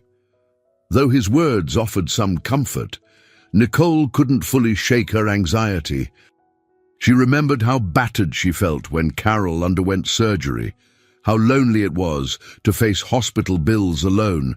Now, a different kind of threat loomed, one that could unravel her professional life, and it was all tangled up in a budding partnership she never asked for but had come to believe in so deeply. She drove home in near silence, trying to focus on the road instead of the what-ifs swirling in her head. Carol needed her strong and steady, and the children in her class depended on her optimism. She clung to that, even as the weight of Amber's allegations pressed down on her. Nicole arrived home to find Carol waiting at the front door, a slight frown knitting her young features. The winter sun had already slipped behind the horizon, leaving the porch light to cast long shadows. Nicole's heart ached at the thought of Carol worrying about her. The girl had enough on her plate, still recovering from her knee surgery and keeping up with schoolwork. "How did it go?" Carol asked softly, letting her mother step inside. Nicole closed the door, sighing. "I did my best to defend my teaching methods. We won't know for sure until the district makes their decision." Carol nodded, her eyes skimming over the stack of papers in Nicole's arms. "That lady caretaker, Amber, why would she lie about you? You helped Gary when no one else did." Nicole set her papers on the small kitchen table, the overhead light flickering. "Sometimes people misunderstand or feel threatened," she said gently. "Or maybe she just believes I'm stepping into her territory. She's been Gary's caretaker for a while, and maybe she's worried about losing her job." Carol's frown deepened. "That's not your fault." Nicole ruffled her daughter's hair affectionately, though her smile was tinged with fatigue. "No, it's not. But maybe it explains why she's doing this." Over a simple dinner of grilled cheese sandwiches, Nicole's phone buzzed, hoping it might be an update from Mrs. Hampton. She glanced at the screen.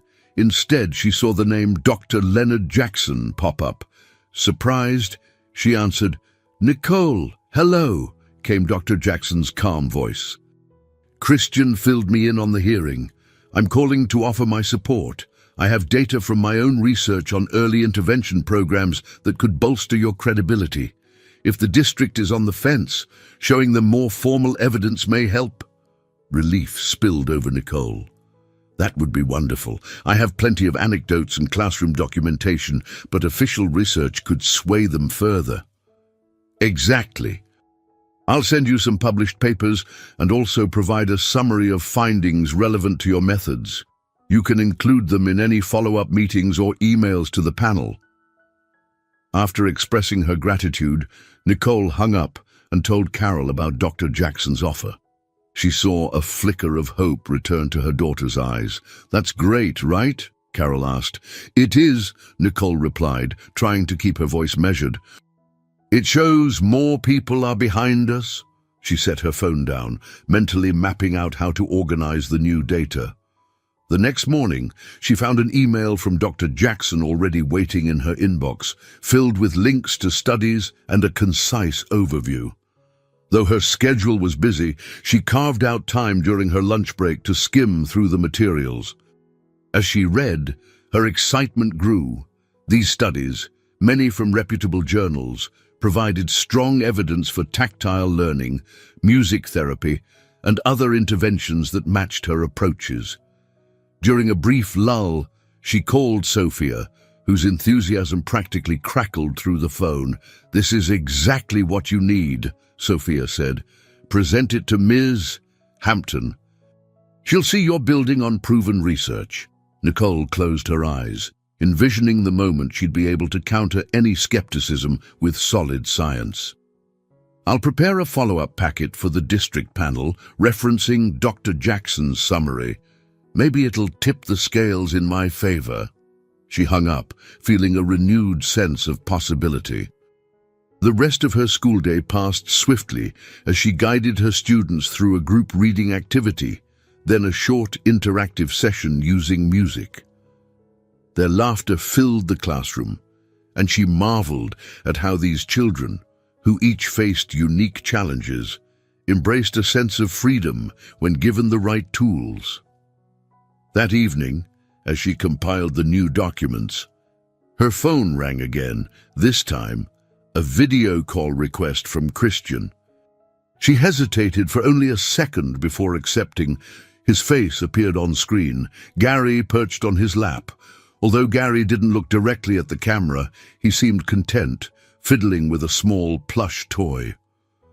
"Hi," Christian said, a hint of relief in his voice. "We just wanted to check on you, and Gary insisted on having the phone, so I figured a video call might help him feel connected." Nicole's heart swelled at the thought. "Hi, Gary," she greeted warmly. The boy paused, then tilted his head, perhaps recognizing her voice. Christian smiled, brushing back Gary's hair. He's been calmer these days, more receptive. I've been playing that lullaby you recommended before bedtime. It really settles him. Nicole's cheeks warmed with quiet pride. That's wonderful. I'm so glad it's helping. When she mentioned the upcoming submission of new research to the panel, Christian brightened. That's good to hear, Dr. Jackson told me he was sending something. I'm sure they can't ignore real data. They spoke a few more minutes about Gary's progress and the next steps for the pilot program, careful not to delve into anything that might be misconstrued as meddling in the investigation. Yet in Christian's supportive gaze and gentle tone, Nicole felt her anxieties ease. After they said goodnight, Nicole stared at her reflection in the phone's dark screen. Though she remained unsure of the district's ultimate decision, the unwavering support from Dr. Jackson, Sophia, and Christian gave her a flicker of optimism. Their collective efforts formed a shield that, for the moment, staved off the worst of her fears. She returned to her desk, the hush of her living room surrounding her, poring over articles, drafting letters, and reviewing testimonies. She pressed forward with a determination fueled by hope. Over the next few days, the district panel's official response remained elusive. Nicole tried her best to keep functioning normally, teaching her classes, juggling Carol's needs, and fine-tuning the draft for the pilot program. Still, a knot of tension clung to her, making sleep difficult. Midweek, she received an email from Miss Hampton asking to review the additional research from Dr. Jackson. Buoyed by her friend's encouragement, Nicole spent a late night assembling a thorough report, data-supported evidence, parental endorsements, and her own annotated lesson plans. She delivered the packet in person, leaving it with the district receptionist in a sealed envelope. The following day, Christian invited her to a brief meeting at a non-profit center he sponsored, which focused on assistive technology. She arrived just after work, still wearing her school attire and looking somewhat frazzled. Christian greeted her in the lobby, his expression a mixture of concern and warmth. "Everything all right?" he asked, gesturing for her to follow him to a small conference room. Nicole nodded stiffly.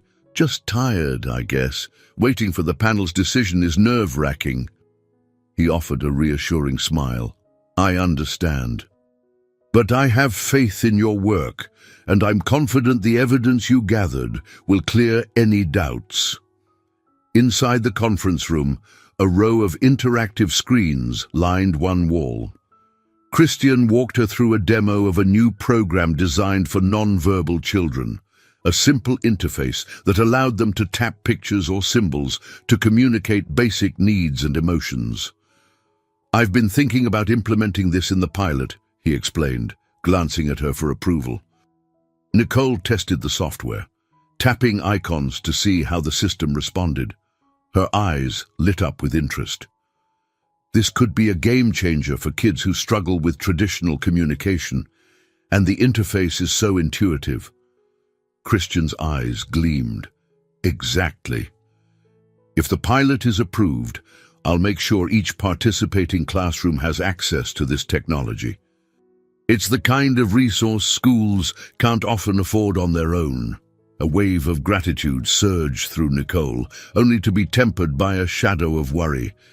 "I just hope the district sees we're doing this for the right reasons, not to push some personal agenda." Christian stepped closer, folding his arms gently.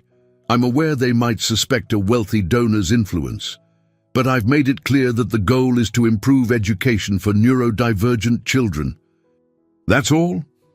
They stood there in a comfortable silence for a moment, the hum of electronic equipment surrounding them. She felt a faint tension humming between them, like an unspoken acknowledgement that their closeness had grown beyond mere collaboration. Yet neither of them addressed it directly.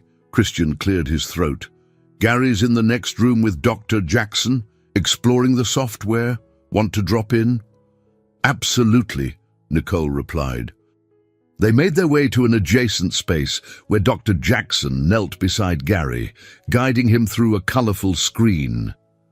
Gary's eyes were fixed on the display, his brows furrowed in concentration. Dr. Jackson demonstrated how a simple tap on a symbol of a glass of water could produce a spoken word, water. As Gary tapped it, the synthesized voice echoed the word, and Dr. Jackson offered an encouraging smile. "Good job, Gary. That means you want a drink." Gary glanced up at Nicole, a flicker of recognition crossing his face. She smiled brightly, stepping forward. "Hey there, how's it going?" She pointed to another icon, a small cartoon face wearing a smile. "Happy." Gary tapped it hesitantly, and the voice repeated, "Happy." Nicole nodded, her chest warming with pride. Even if Gary didn't fully grasp the concept of labeling emotions yet, this was a step, a small opening into interactive communication. Christian caught her gaze across the table, and she saw the gratitude in his eyes. "You were right about consistent reinforcement and gentle cues. He's taking to it faster than we expected." Before Nicole could respond, Dr. Jackson's phone chimed. He frowned at the screen, then turned to them. "I have to make a quick call. Give me a moment." As he stepped away, Gary continued tapping different icons with fascination, occasionally humming to himself. Nicole praised him softly, celebrating his progress without overwhelming him with too many words. They spent another half-hour testing the software and observing how Gary reacted. By the time they wrapped up, Nicole felt a sense of hope that temporarily overshadowed her concerns about the district's investigation. This was why she fought so hard, seeing a child's world expand bit by bit. Walking back to the lobby, Christian paused by a large window offering a view of the city lights beyond. Night had fallen, and the skyline glowed. "Thanks for coming," he said, his voice subdued. "Being around you and Gary like this, it makes me realize how important these efforts are." Nicole nodded, heart fluttering at the earnestness in his tone. "I'm grateful too. And not just for your resources, but for believing in me." A moment passed between them, unspoken feelings simmering beneath the surface. Nicole tried to swallow the lump in her throat. The tension from the hearing was still real, but so was this growing closeness, tied together by a shared purpose and something more she didn't fully name. She finally tore her eyes away, gesturing toward the doors. "I should head home. Carol's waiting, and I have class prep to finish." Christian stepped aside, giving her space. "Of course. I'll walk you out." They left the building together, stepping into the cold night air. Nicole felt the weight of the unknown district decision pressing on her, but it was balanced by the evening's triumph, Gary's small step toward communication. Maybe that was enough to keep her spirit intact for whatever came next. A few days after Nicole's visit to the non-profit tech center, a letter arrived from the district office. It appeared unremarkable at first, an official envelope with neatly printed return information. But the weight of its contents pressed on Nicole's mind the moment she spotted it in her mailbox. She rushed inside, heart pounding, and carefully tore the seal. The district had scheduled an official assembly in the high school auditorium, inviting Nicole, school board members, and select community stakeholders to discuss the pilot program and finalize the investigation into Amber's complaint.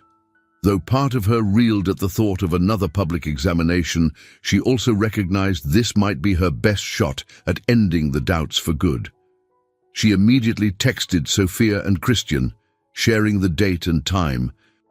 Within moments, messages of encouragement poured in. Sophia promised to rally supportive parents. Christian vowed he'd be there no matter what. Nicole felt a swell of gratitude, tempered by anxiety. This gathering had all the makings of a defining moment in her career. On the day of the assembly, Denver was hit by a light snow shower, a gentle contrast to the brutal storm that first brought Gary into Nicole's life. Stepping out of her car at the high school, she hugged her coat tighter and surveyed the building's wide steps. People were already filing inside, most wearing serious expressions. She found Sophia in the lobby, handing out small copies of a new summary Nicole had compiled, an at-a-glance overview of her teaching methods, references to research by Dr. Jackson, and parent testimonials. Several parents from Nicole's class stood nearby, each ready to speak on her behalf if needed. "Thank you," Nicole whispered to Sophia, forcing a smile. "I couldn't have done this alone." Sophia squeezed her hand. "You're not alone. Don't forget that." She spotted Christian across the lobby, guiding Gary through the crowd at a measured pace. Gary wore noise-cancelling headphones to help with the echoing chatter.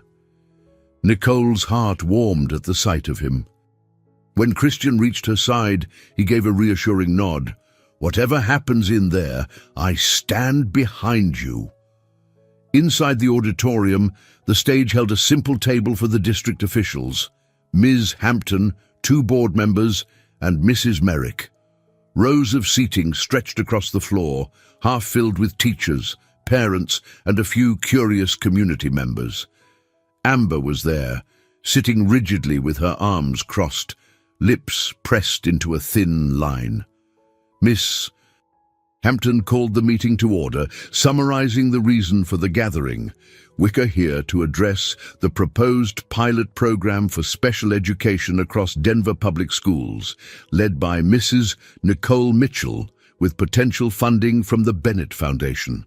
Additionally, we'll finalize our investigation into concerns raised by Miss Amber West. We hope to leave tonight with clarity on both matters." Nicole's stomach churned, but she stepped forward when invited to speak.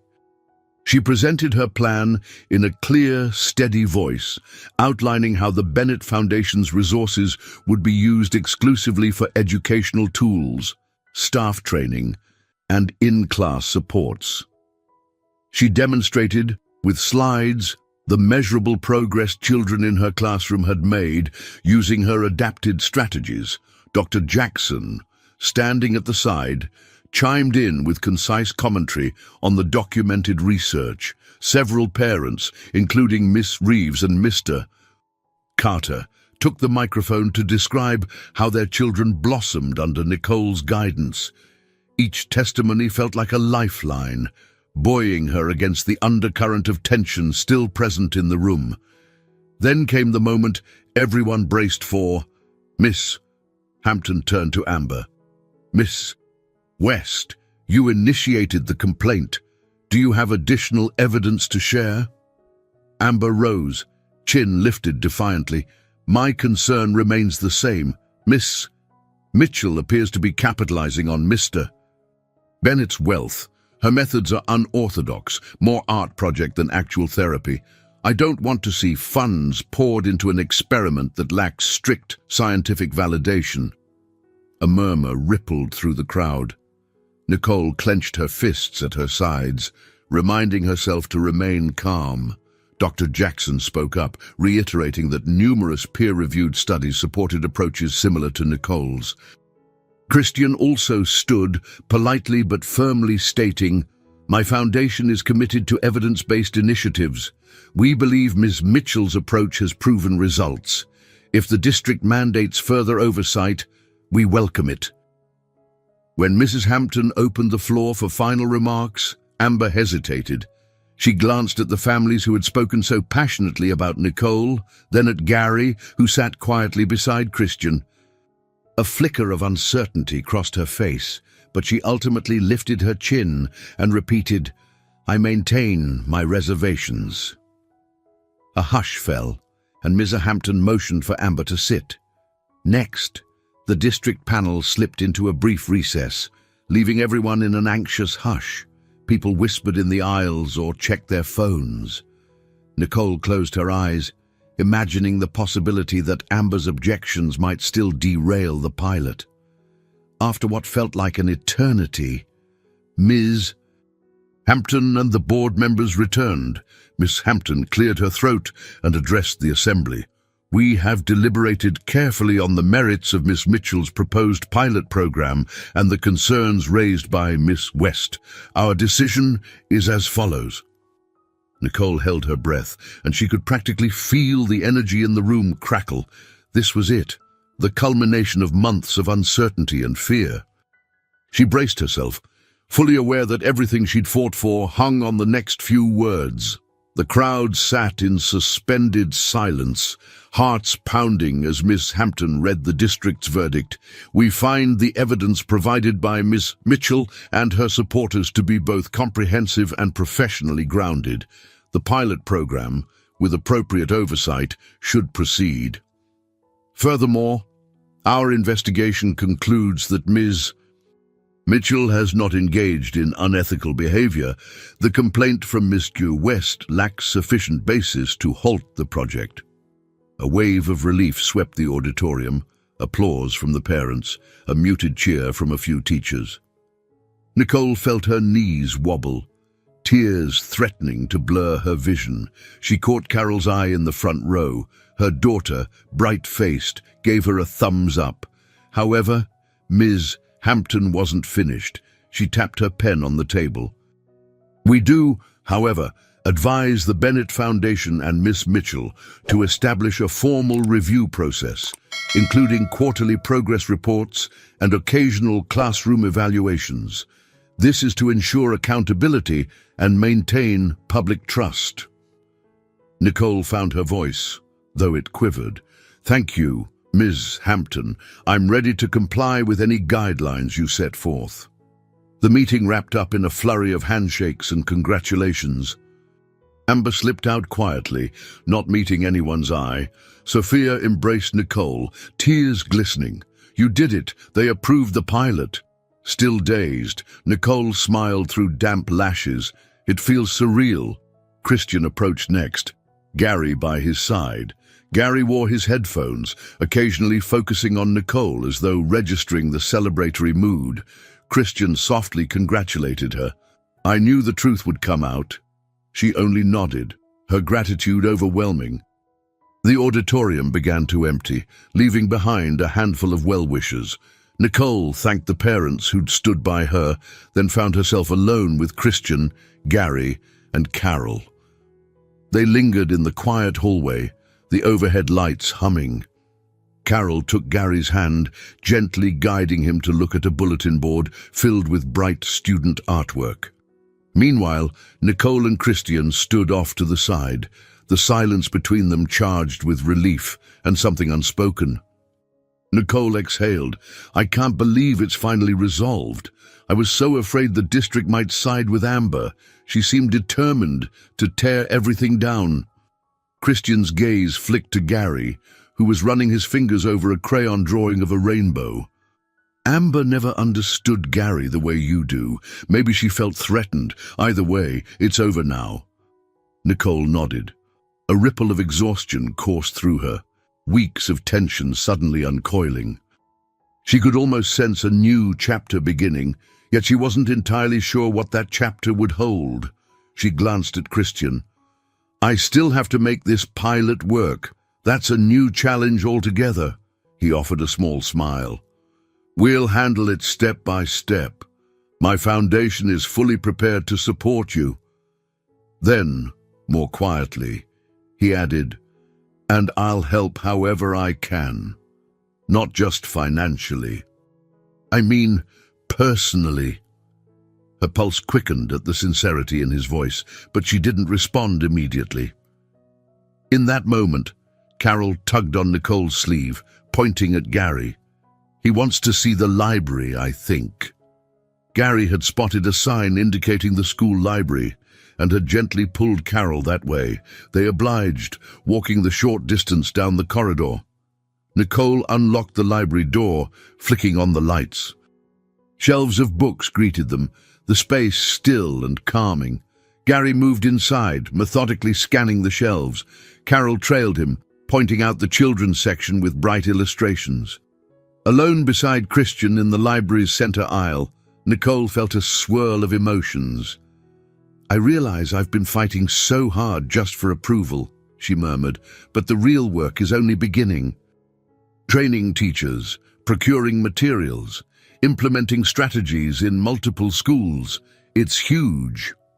Christian nodded in understanding. You've already shown you can handle adversity. This time, you won't be standing alone against the system. She allowed herself to take comfort in that. I never imagined I'd be working with a philanthropic foundation or that my methods would gain this kind of attention. It's life-changing. Christian reached out, gently touching her arm. And you deserve every bit of it. The difference you've made in Gary's life already proves that. They watched the children for a while as Gary picked up a brightly colored book and tapped its cover. Carol talked animatedly, explaining how certain books had simple words and pictures, perfect for early readers or children who needed visual reinforcement. Nicole felt a surge of pride at Carol's natural empathy. Her daughter had grown to embrace these new friendships and challenges with surprising grace.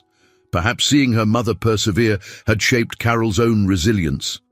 Eventually, they decided to lock up and head home. Outside, the snow shower had tapered off, leaving behind a glittering dust across the parking lot. As they walked, Nicole found herself reflecting on everything that had led her here, from the stormy night she'd first discovered Gary in the cold to the nerve-wracking hearing that tested her resolve. She realized that through it all, she had changed too, forging a newfound strength she never knew she possessed. For now, the district's verdict marked a turning point, a signal that her unwavering commitment to children like Gary truly mattered. The challenges ahead were daunting, but a sense of optimism flooded Nicole's heart. She was no longer fighting on the margins. She was stepping onto a broader stage, determined to make a lasting impact. The days following the district assembly felt oddly calm for Nicole. She had spent so long in a perpetual state of anxiety, gathering data, defending her teaching methods, fielding rumors, that she almost didn't know how to handle the sudden reprieve. It was as if the storm clouds had cleared, revealing an open sky she had scarcely dared to imagine. Back in her classroom, the usual clamor of her special education students greeted her each morning, but Nicole sensed a shift in her own mindset. She approached lesson plans with fresh inspiration, integrating new resources and ideas she'd gleaned from Dr. Jackson's research. A teacher's assistant, Ms. Bailey, commented on how relaxed she seemed. Nicole only smiled, feeling a deeper confidence in her choices. After school one Friday, Sophia poked her head into Nicole's room. "We're having a small get-together at my place tonight. A few teachers, some parents. I think you should come." Nicole hesitated, glancing around at the scattered worksheets and undone tasks on her desk. "I have so much to catch up on. And Carol." "Bring Carol," Sophia insisted. "She can hang out with my niece. You both deserve a break." Not long after, Nicole arrived at Sophia's cozy apartment, stepping into a warm buzz of conversation and laughter. Several friendly faces lit up, offering congratulations for her successful pilot approval. A few parents recognized her instantly, thanking her again for her dedication. Nicole felt a mild flush creep into her cheeks. She wasn't used to so much praise. She chatted in a corner with Miss Reeves, who told her how Dylan had begun using short sentences more consistently at home. "He's also humming tunes from class," Ms. Reeves said, eyes shining. "It's like the music unlocked something inside him. My husband and I can't thank you enough." Humbled by the gratitude, Nicole shook her head. "Dylan's doing the work. I'm just giving him a nudge in the right direction." Later, she stood by a snack table, sipping a cup of punch, when the conversation shifted to Christian Bennett and the Bennett Foundation. Sophia introduced Nicole to a pair of local journalists, one from a small community paper, another from a local parenting blog, both intrigued by the upcoming pilot program. They asked if they could interview Nicole in the future about her teaching methods. A sense of disbelief welled up. She had never sought attention, content to work quietly in her classroom, pushing for small changes. Now, possibilities opened before her like never before. Each question from the journalists reminded her that her story and the stories of her students held real power to inspire others.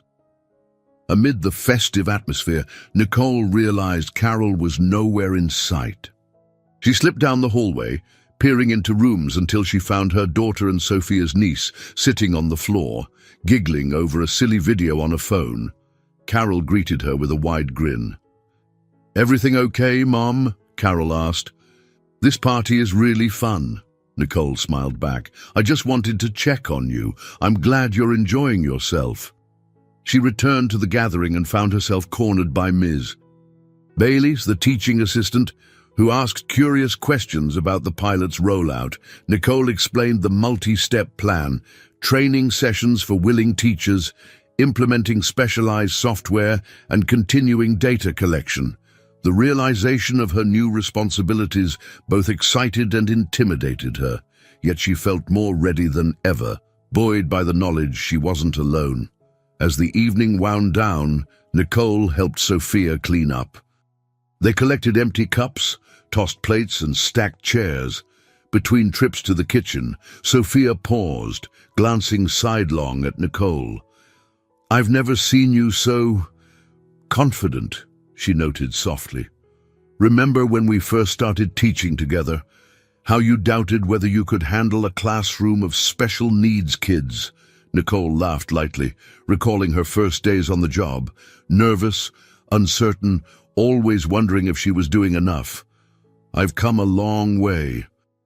"But it took a lot of bumps to get here," Sophia nodded, finishing off the last of the dishes. "I'm proud of you, my friend. This is just the beginning." When Nicole and Carol finally headed home, the sky above was clear, a crescent moon illuminating the sleeping city. Nicole reflected on how different she felt compared to even a few weeks ago. Back then, she was bogged down by self-doubt and financial strain, unsure if her methods had a place in the larger system. Now she saw herself as a catalyst, someone whose passion could spark something bigger. Inside her modest home, Nicole tucked Carol into bed, then curled up on the couch with a notebook. She jotted down ideas for her next steps, plans for teacher workshops, technology needs, timelines. She scribbled in the margins about possible partnership expansions with community organizations. Her mind raced with an energy she hadn't felt in years. For the first time in a long while, she sensed a clarity about who she was. An educator with a calling she could no longer keep small.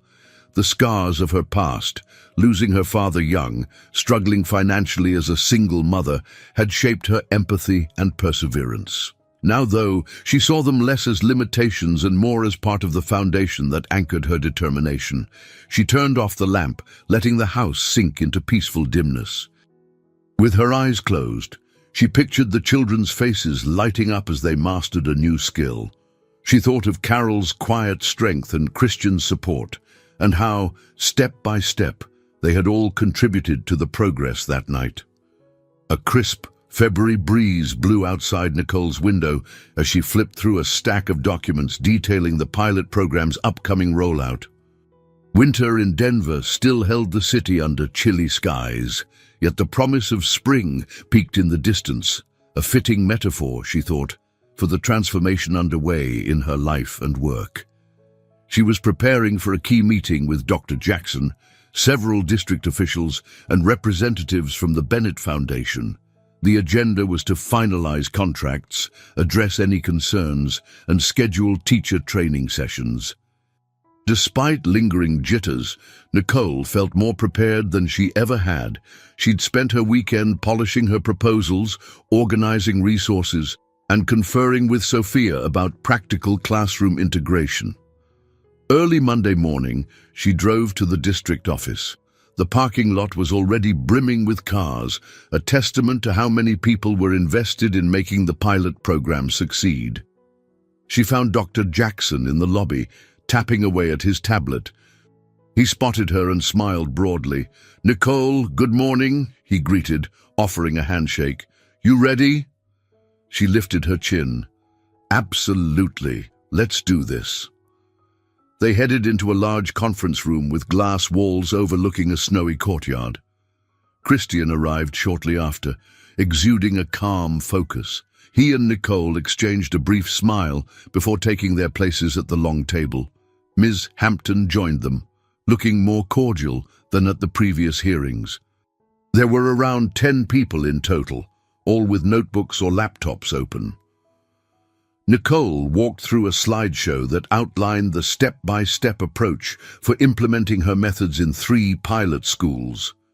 Each school would have a designated inclusion team, staffed by teachers she and Sophia had identified as open to new strategies. Christian's foundation committed to funding technology upgrades, tablets loaded with communication apps, specialized sensory equipment, and training sessions led by Dr. Jackson and Nicole. Once she concluded, a few hands shot up with questions about potential pitfalls. One board representative asked, "How do we measure success? Standardized tests won't necessarily capture gains in communication for nonverbal students." Nicole nodded. "Agreed. That's why I propose a mix of qualitative and quantitative assessments, teacher observations, parent surveys, skill-based checklists, and ongoing data from the communication apps to show usage patterns and improvements over time." Her confidence was met with appreciative nods. Then Mrs. Hampton turned to Christian. "Mr. Bennett, your foundation's role is significant. We want to ensure stability. What happens if the pilot proves effective and the district wants to expand? Will you remain a committed partner?" Christian leaned forward, hands clasped. "If the pilot is successful, my foundation will discuss further investment. We're also exploring state grants and matching funds from other charitable organizations to reduce long-term reliance on a single donor." Nicole silently marveled at how seamlessly Christian articulated that. It eased concerns about the program's longevity.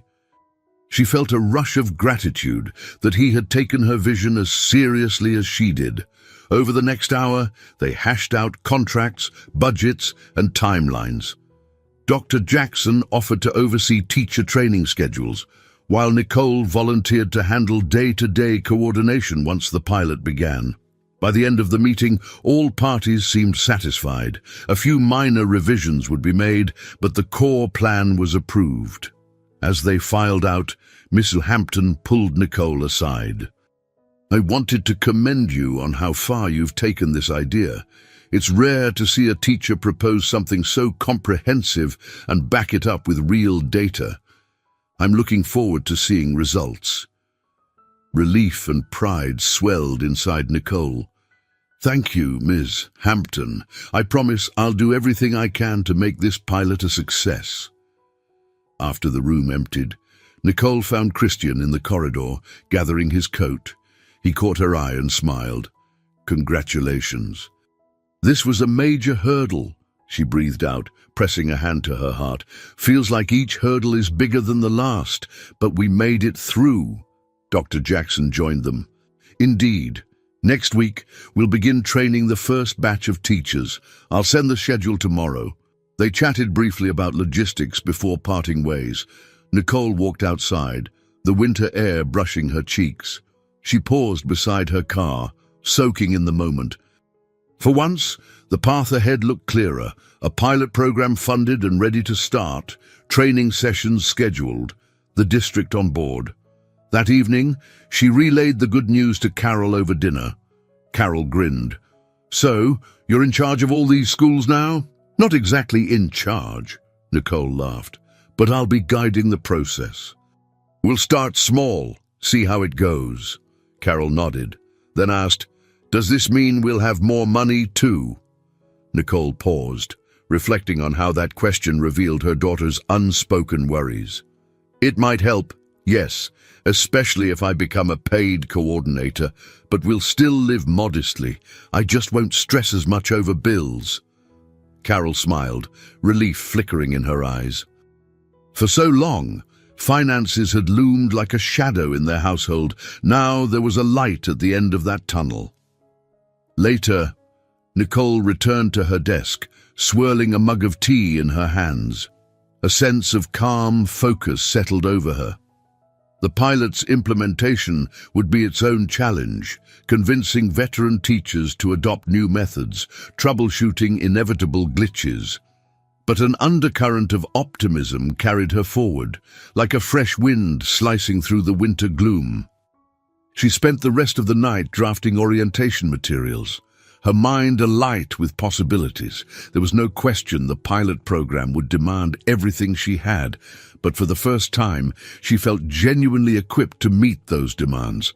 Each step led her closer to the vision she'd clung to for years, an inclusive approach that could transform lives, one classroom at a time. In a matter of days, the pilot program's teacher training sessions began at a local community center. Nicole hustled around the space, checking that every table was stocked with handouts, resource lists, and small examples of the materials she used in her classroom: textured blocks, picture exchange cards, simple instruments for music activities. Despite her newfound confidence, a tremor of nerves rippled through her. This would be her first time training a sizable group of educators beyond her immediate school. Sophia arrived early to help set up, scanning the room with approval. "It's like you said, life just got bigger," she teased, patting Nicole's arm. "You ready to present to over 30 teachers?" Nicole responded with a half smile. "As ready as I'll ever be. I just hope they see the potential." One by one, teachers from various schools trickled in, some looking skeptical, others curious. Dr. Jackson greeted them at the door, distributing schedules. Nicole quietly reminded herself that skepticism could be overcome with clear demonstrations and genuine passion. She inhaled, squared her shoulders, and launched into her opening presentation. She began with a concise overview of her methods, referencing the research Dr. Jackson had compiled. Then she moved into practical demonstrations, inviting volunteers to experience the tactile blocks or practice a short rhythm-based lesson. Gradually, she sensed the atmosphere shift. Cautious expressions gave way to interest. A few teachers asked thoughtful questions about adapting these techniques to different age groups or severity levels of autism.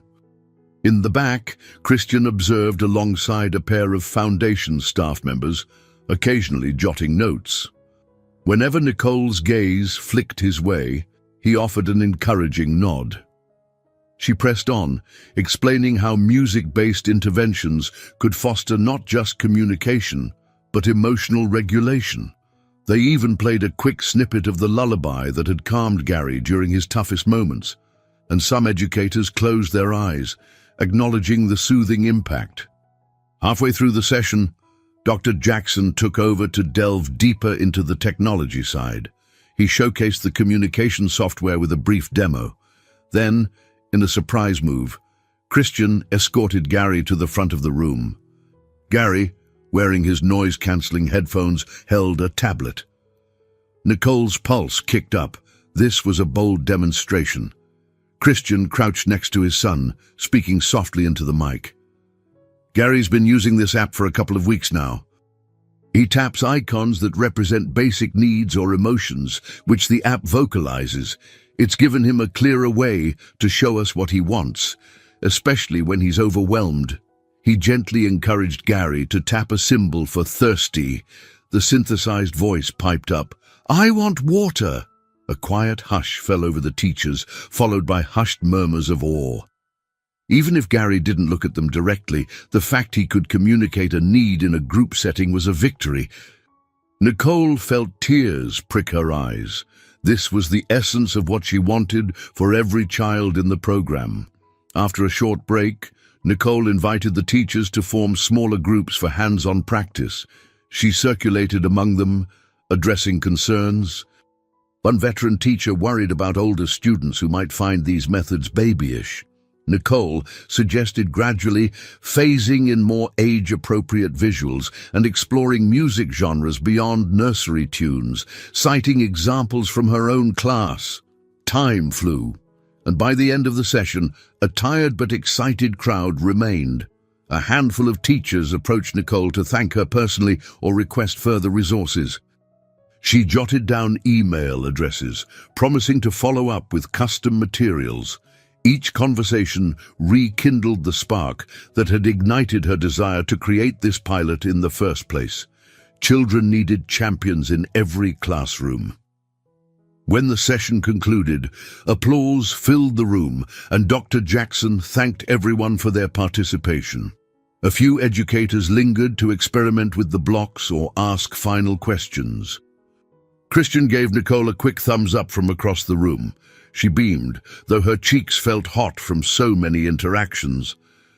As the last guest departed, Nicole realized with a start that Gary was standing beside her, tapping her arm lightly. She crouched to meet his eye level, noticing he was holding the tablet. He tapped a symbol that produced the word, happy. Emotions surged in Nicole's chest. She glanced at Christian, who watched the exchange with a tender smile. "That's right," Nicole murmured, her voice catching. "I'm happy, too." A few minutes later, the community center had mostly cleared. Sophia and Dr. Jackson helped gather leftover materials. Nicole sank onto a chair, letting out a long exhale. "That was intense, but I think it went well." Sophia nodded enthusiastically. "You should have seen the teachers' faces when Gary used the tablet. That spoke louder than any statistic." Just then, one of Christian's staff members approached, relaying that a second training session was planned for 2 weeks later in another part of the district.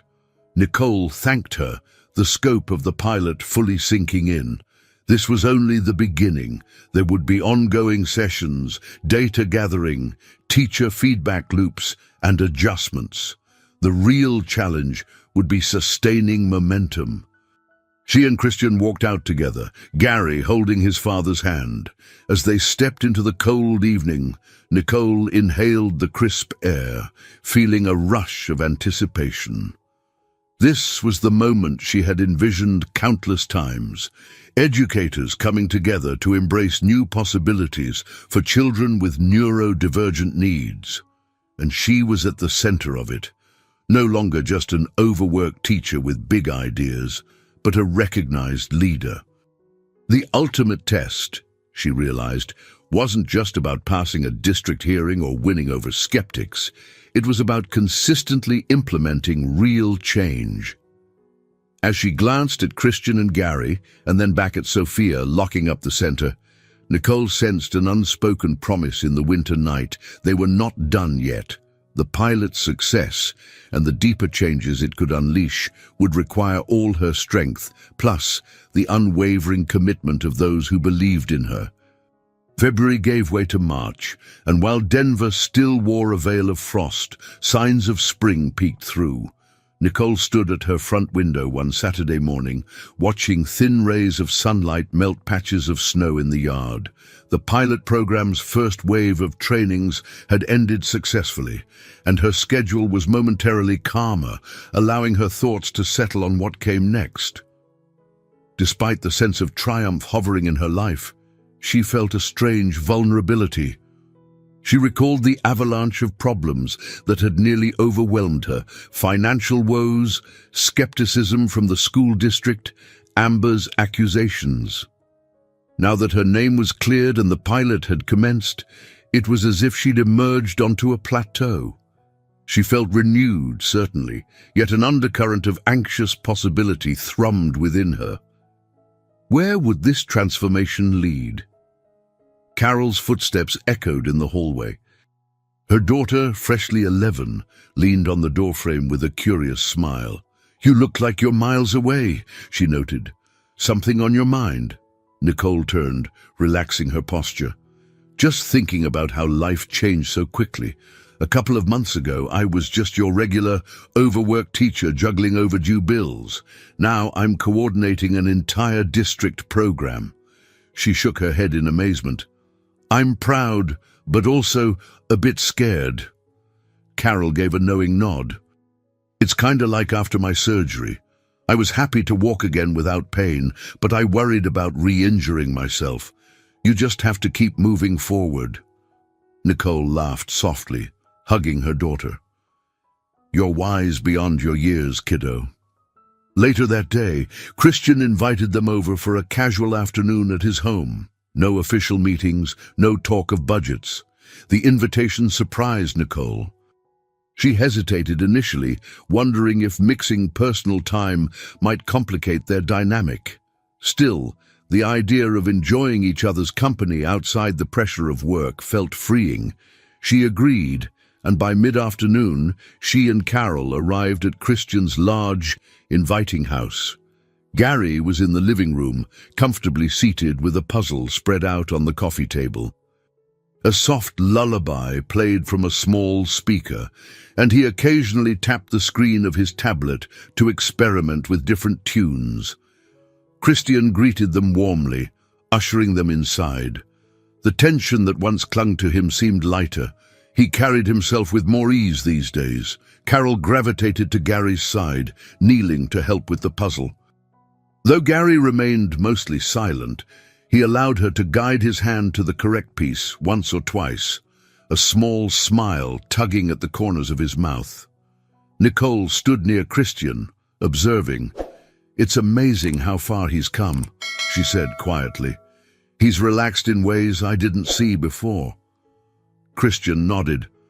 He's opened up. Not just at home either. His therapists report that he's more engaged in sessions. He paused, glancing at Nicole. You gave him that space to feel safe. Both of you did. They moved to the kitchen, where Christian poured coffee into 2 mugs.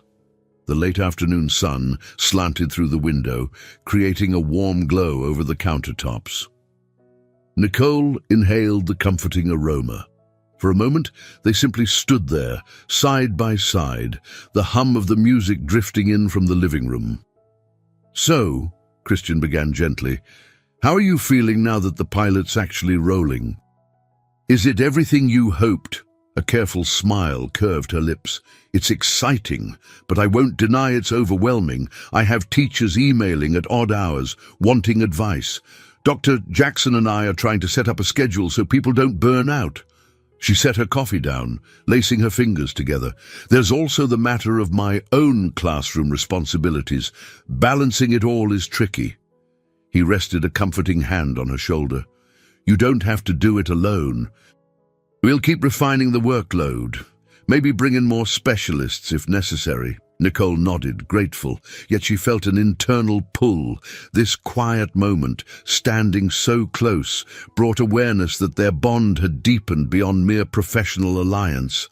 Her pulse fluttered, but she managed to keep her composure. They rejoined the kids in the living room. Carol was showing Gary a simple card game, carefully naming each color and number. Gary tapped the communication app to echo some of her words. Nicole felt a swell of pride watching the 2 children, so different in temperament and ability, yet finding common ground through patience and acceptance. Eventually, the afternoon waned. As Nicole and Carol prepared to leave, Christian walked them out to the porch. The air was crisp, the sunset painting the sky in delicate shades of pink and orange. For a brief second, Nicole worried about what might come next, if another unexpected hurdle would appear. But a quiet resilience pulsed through her.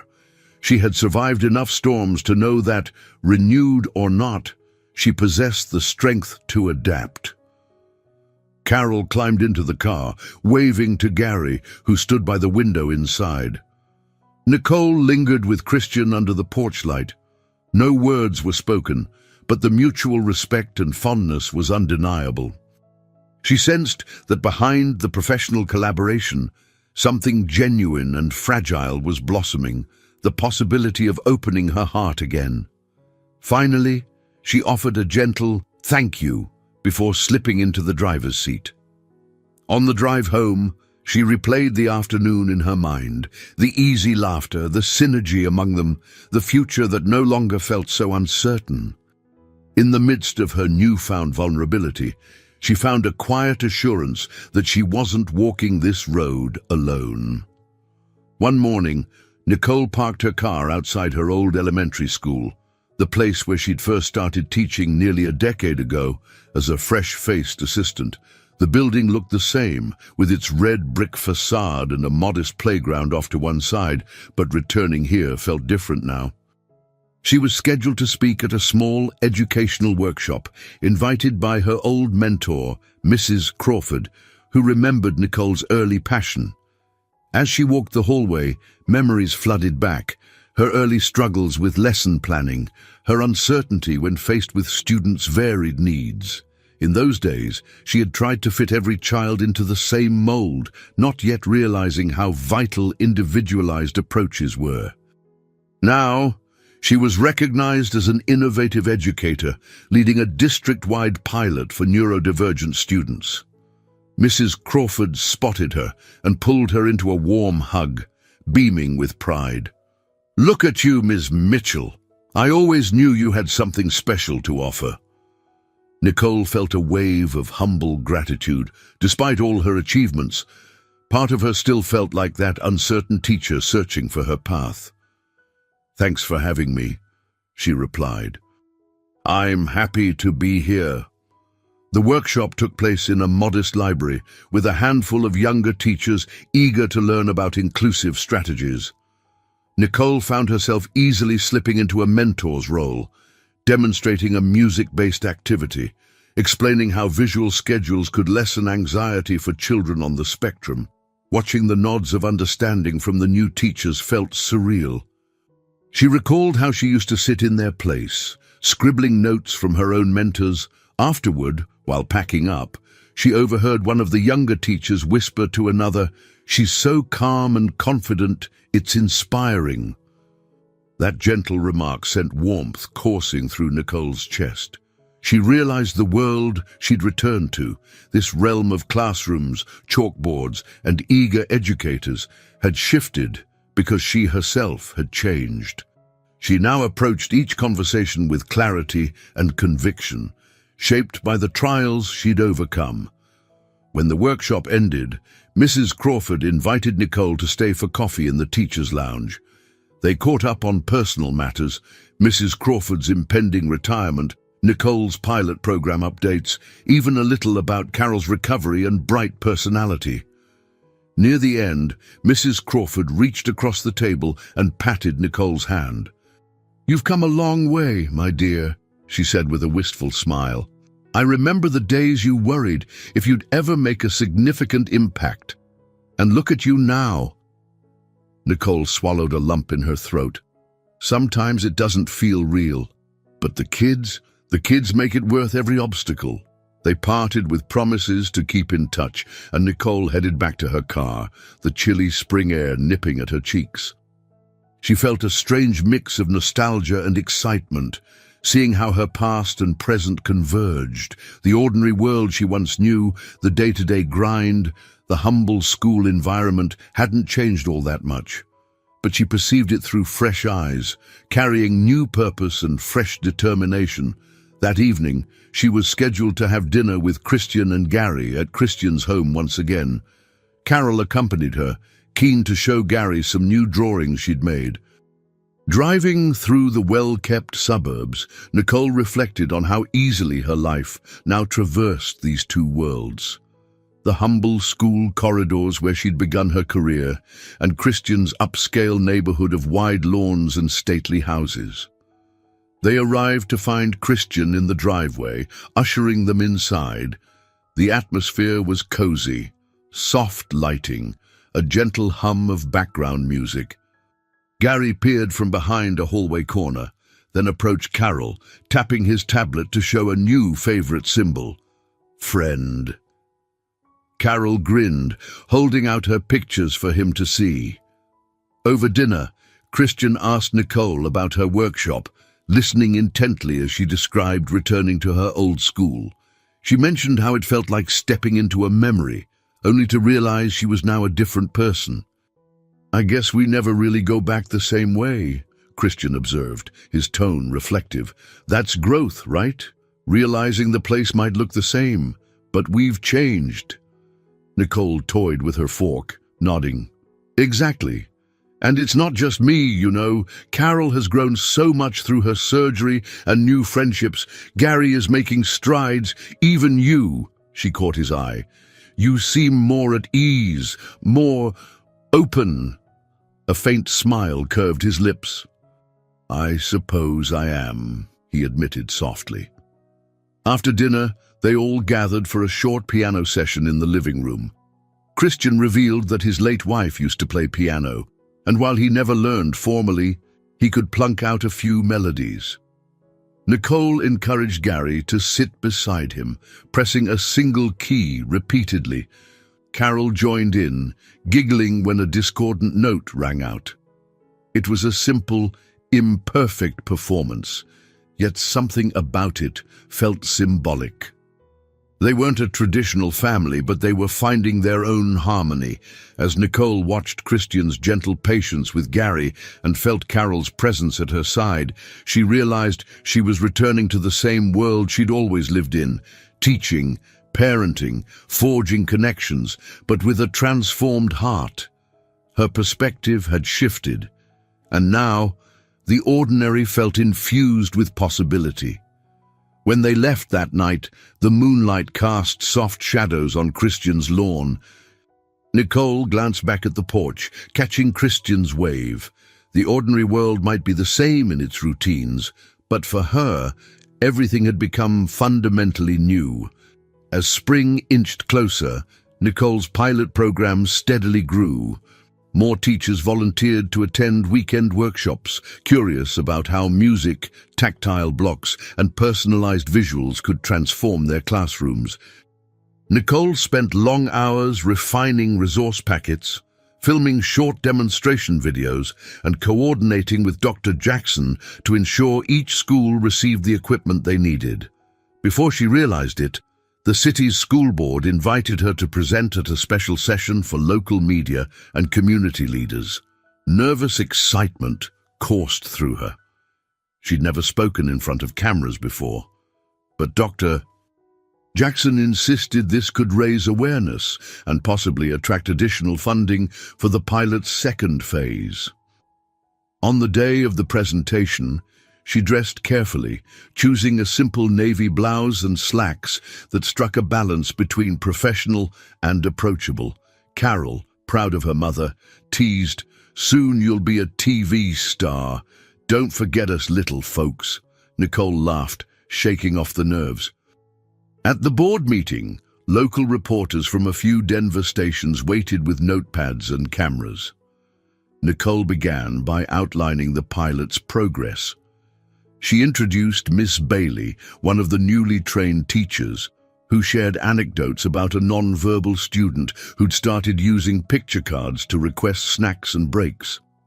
A short video clip showcased the child's beaming face, generating soft murmurs of approval from the audience. Midway through her talk, Nicole noticed Christian enter the back of the room. He stayed discreet, letting her command the stage.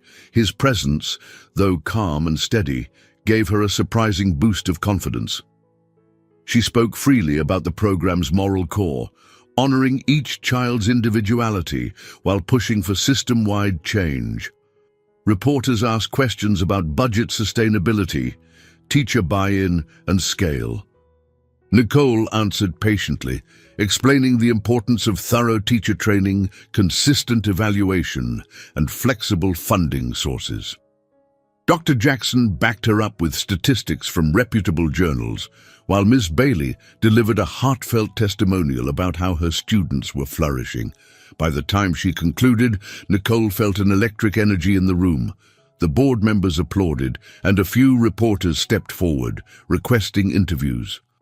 She sidestepped to the hallway to catch her breath, leaning against a wall. That's when Christian approached, quietly offering a bottle of water. "You did great," he said, pride glinting in his eyes. She took the water, relief washing over her. Thanks. It was nerve-wracking, but I'm glad we got the message out. He gave a soft chuckle. I'm sure local news segments will eat this up. Innovative teacher transforms special ed. It's good for the pilot, and more importantly, for the kids. She sipped her water, feeling a surge of gratitude.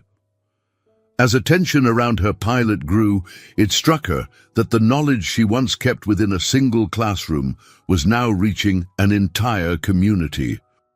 She was sharing not just lessons, but hope and empathy, encouraging others to believe in children who'd been too often overlooked. Later that evening, after the board meeting adjourned, she stayed behind to finalize details with a few board members. Ms. Hampton, who had once led the investigation, smiled warmly as she said goodbye. You're doing important work, Ms. Mitchell. I'm glad we trusted you. Nicole packed up her materials, stepping out into the cool evening air. Christian lingered in the parking lot, leaning against his car. Need a ride? He asked casually, though there was a note of genuine concern in his voice. I drove myself, she replied, gesturing to her own car.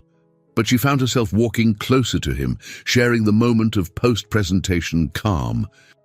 A few staffers trickled out of the building, their voices echoing across the asphalt. They stood beneath a flickering street lamp, the faint glow illuminating Christian's face. Nicole shifted the folders in her arms, her gaze drifting toward him. Thank you for everything, she began, her voice quiet. Not just funding, but your support. It means more than you know. He reached out, gently touching her upper arm. It's been a privilege, really. And not just because of Gary. You've opened my eyes to what true, inclusive education can be. That's something I want to stand behind wholeheartedly. A flutter tightened in Nicole's chest, equal parts excitement and vulnerability. She caught his gaze, searching for the right words to express the swirl of emotions within her, admiration, gratitude, and something deeper. I'm glad, she whispered, feeling a shy smile tug her lips. This pilot is changing lives, but it's also changed mine. His eyes softened, and for an instant they seemed poised on the edge of a more personal confession. A shared awareness hung in the air, acknowledging how their lives had intertwined in a matter of months, bound by a mission, yet also drawn by a quiet mutual understanding. Suddenly, the rumble of a passing car broke the spell. Nicole stepped back, clearing her throat. I should get home. Carol's probably wondering if I'll stop for takeout. Christian let his hand drop. I understand. Let's talk soon. She gave him one last grateful smile, then climbed into her car. Pulling out of the parking lot, she reflected on how far she'd come. She was more than an educator. She was someone who had found the courage to share her lessons with an entire community, forging bonds that went beyond a mere classroom. And in that sharing, she sensed the seeds of a broader transformation, not just in the district's approach to special education, but in her own heart. April arrived in a rush of sunshine and blossoming trees, breathing new color into Denver's streets. Nicole awoke one Saturday to a warm breeze drifting through an open window, a welcome contrast to the snow-choked nights she remembered when Gary first appeared on her doorstep. The city itself felt renewed, and she saw it reflected in her life as well. She and Carol were headed to a community open house event organized by Christian's Foundation to celebrate the pilot's early successes. With several teachers already implementing Nicole's methods, initial data showed measurable progress. Children who had never spoken were using communication cards.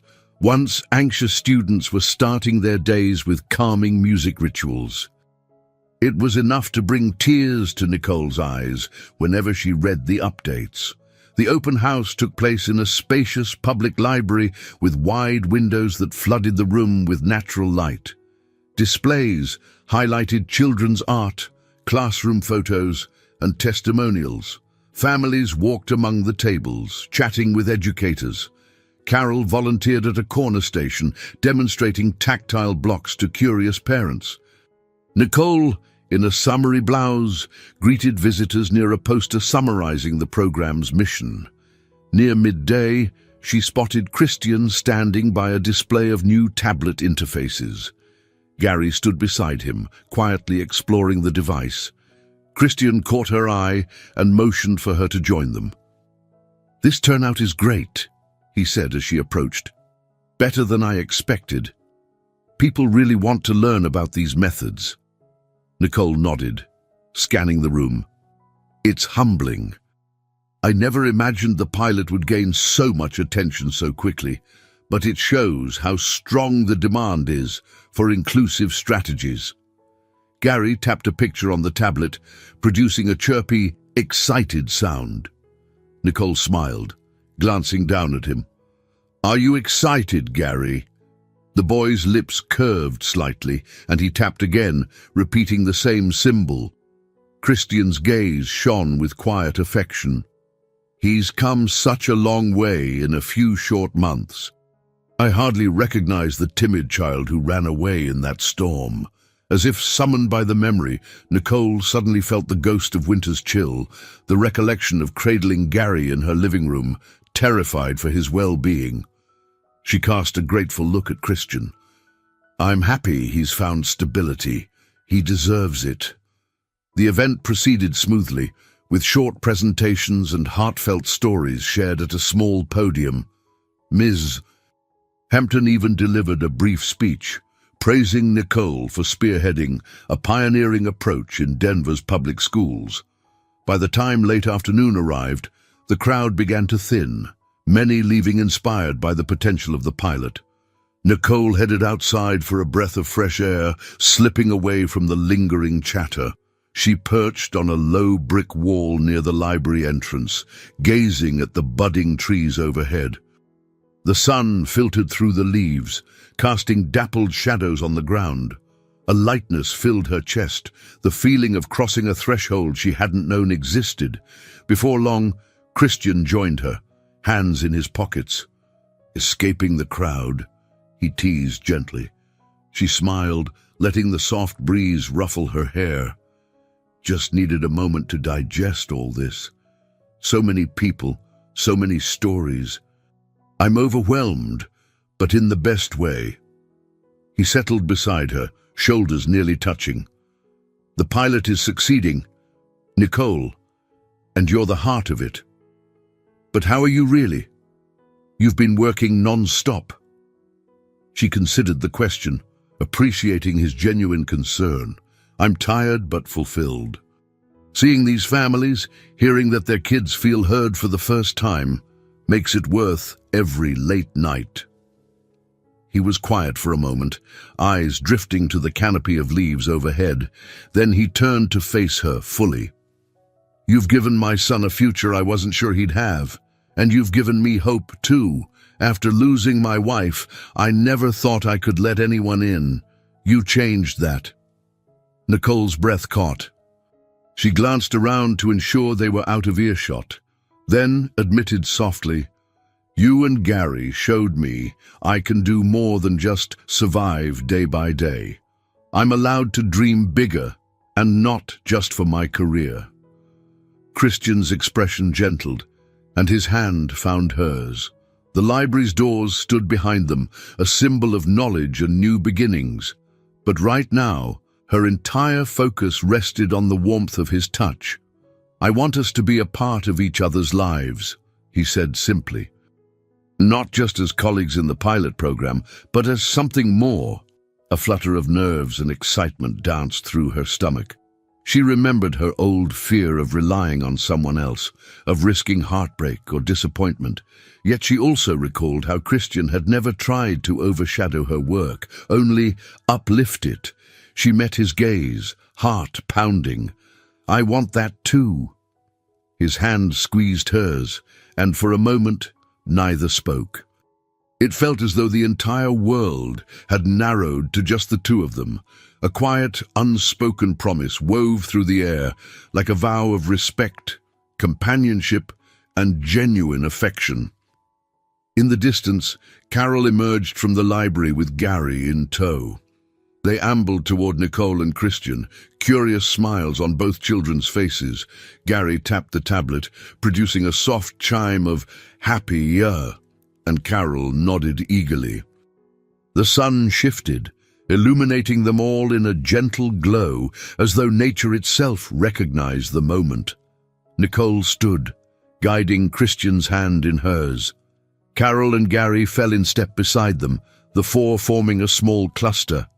They began walking away from the library, heading toward the parking lot but moving almost in slow motion, savoring the newness of shared hopes. While challenges remained, further expansions of the pilot, continuous teacher training, ongoing personal growth, she sensed they would face everything together. At last, the sunlight warmed her face, and she welcomed the subtle stirring of tears at the corner of her eyes. They weren't tears of sadness, but of a deep, resonant gratitude. She glanced up at Christian, heart full to overflowing, and in that shared, wordless glance, she understood that every struggle, every storm had brought her here, to a place of renewal, belonging, and the promise of tomorrow. I hope you enjoyed today's story. Subscribe to the channel so you don't miss more stories like this. Leave a like and comment below what you thought of the story. See you in the next video.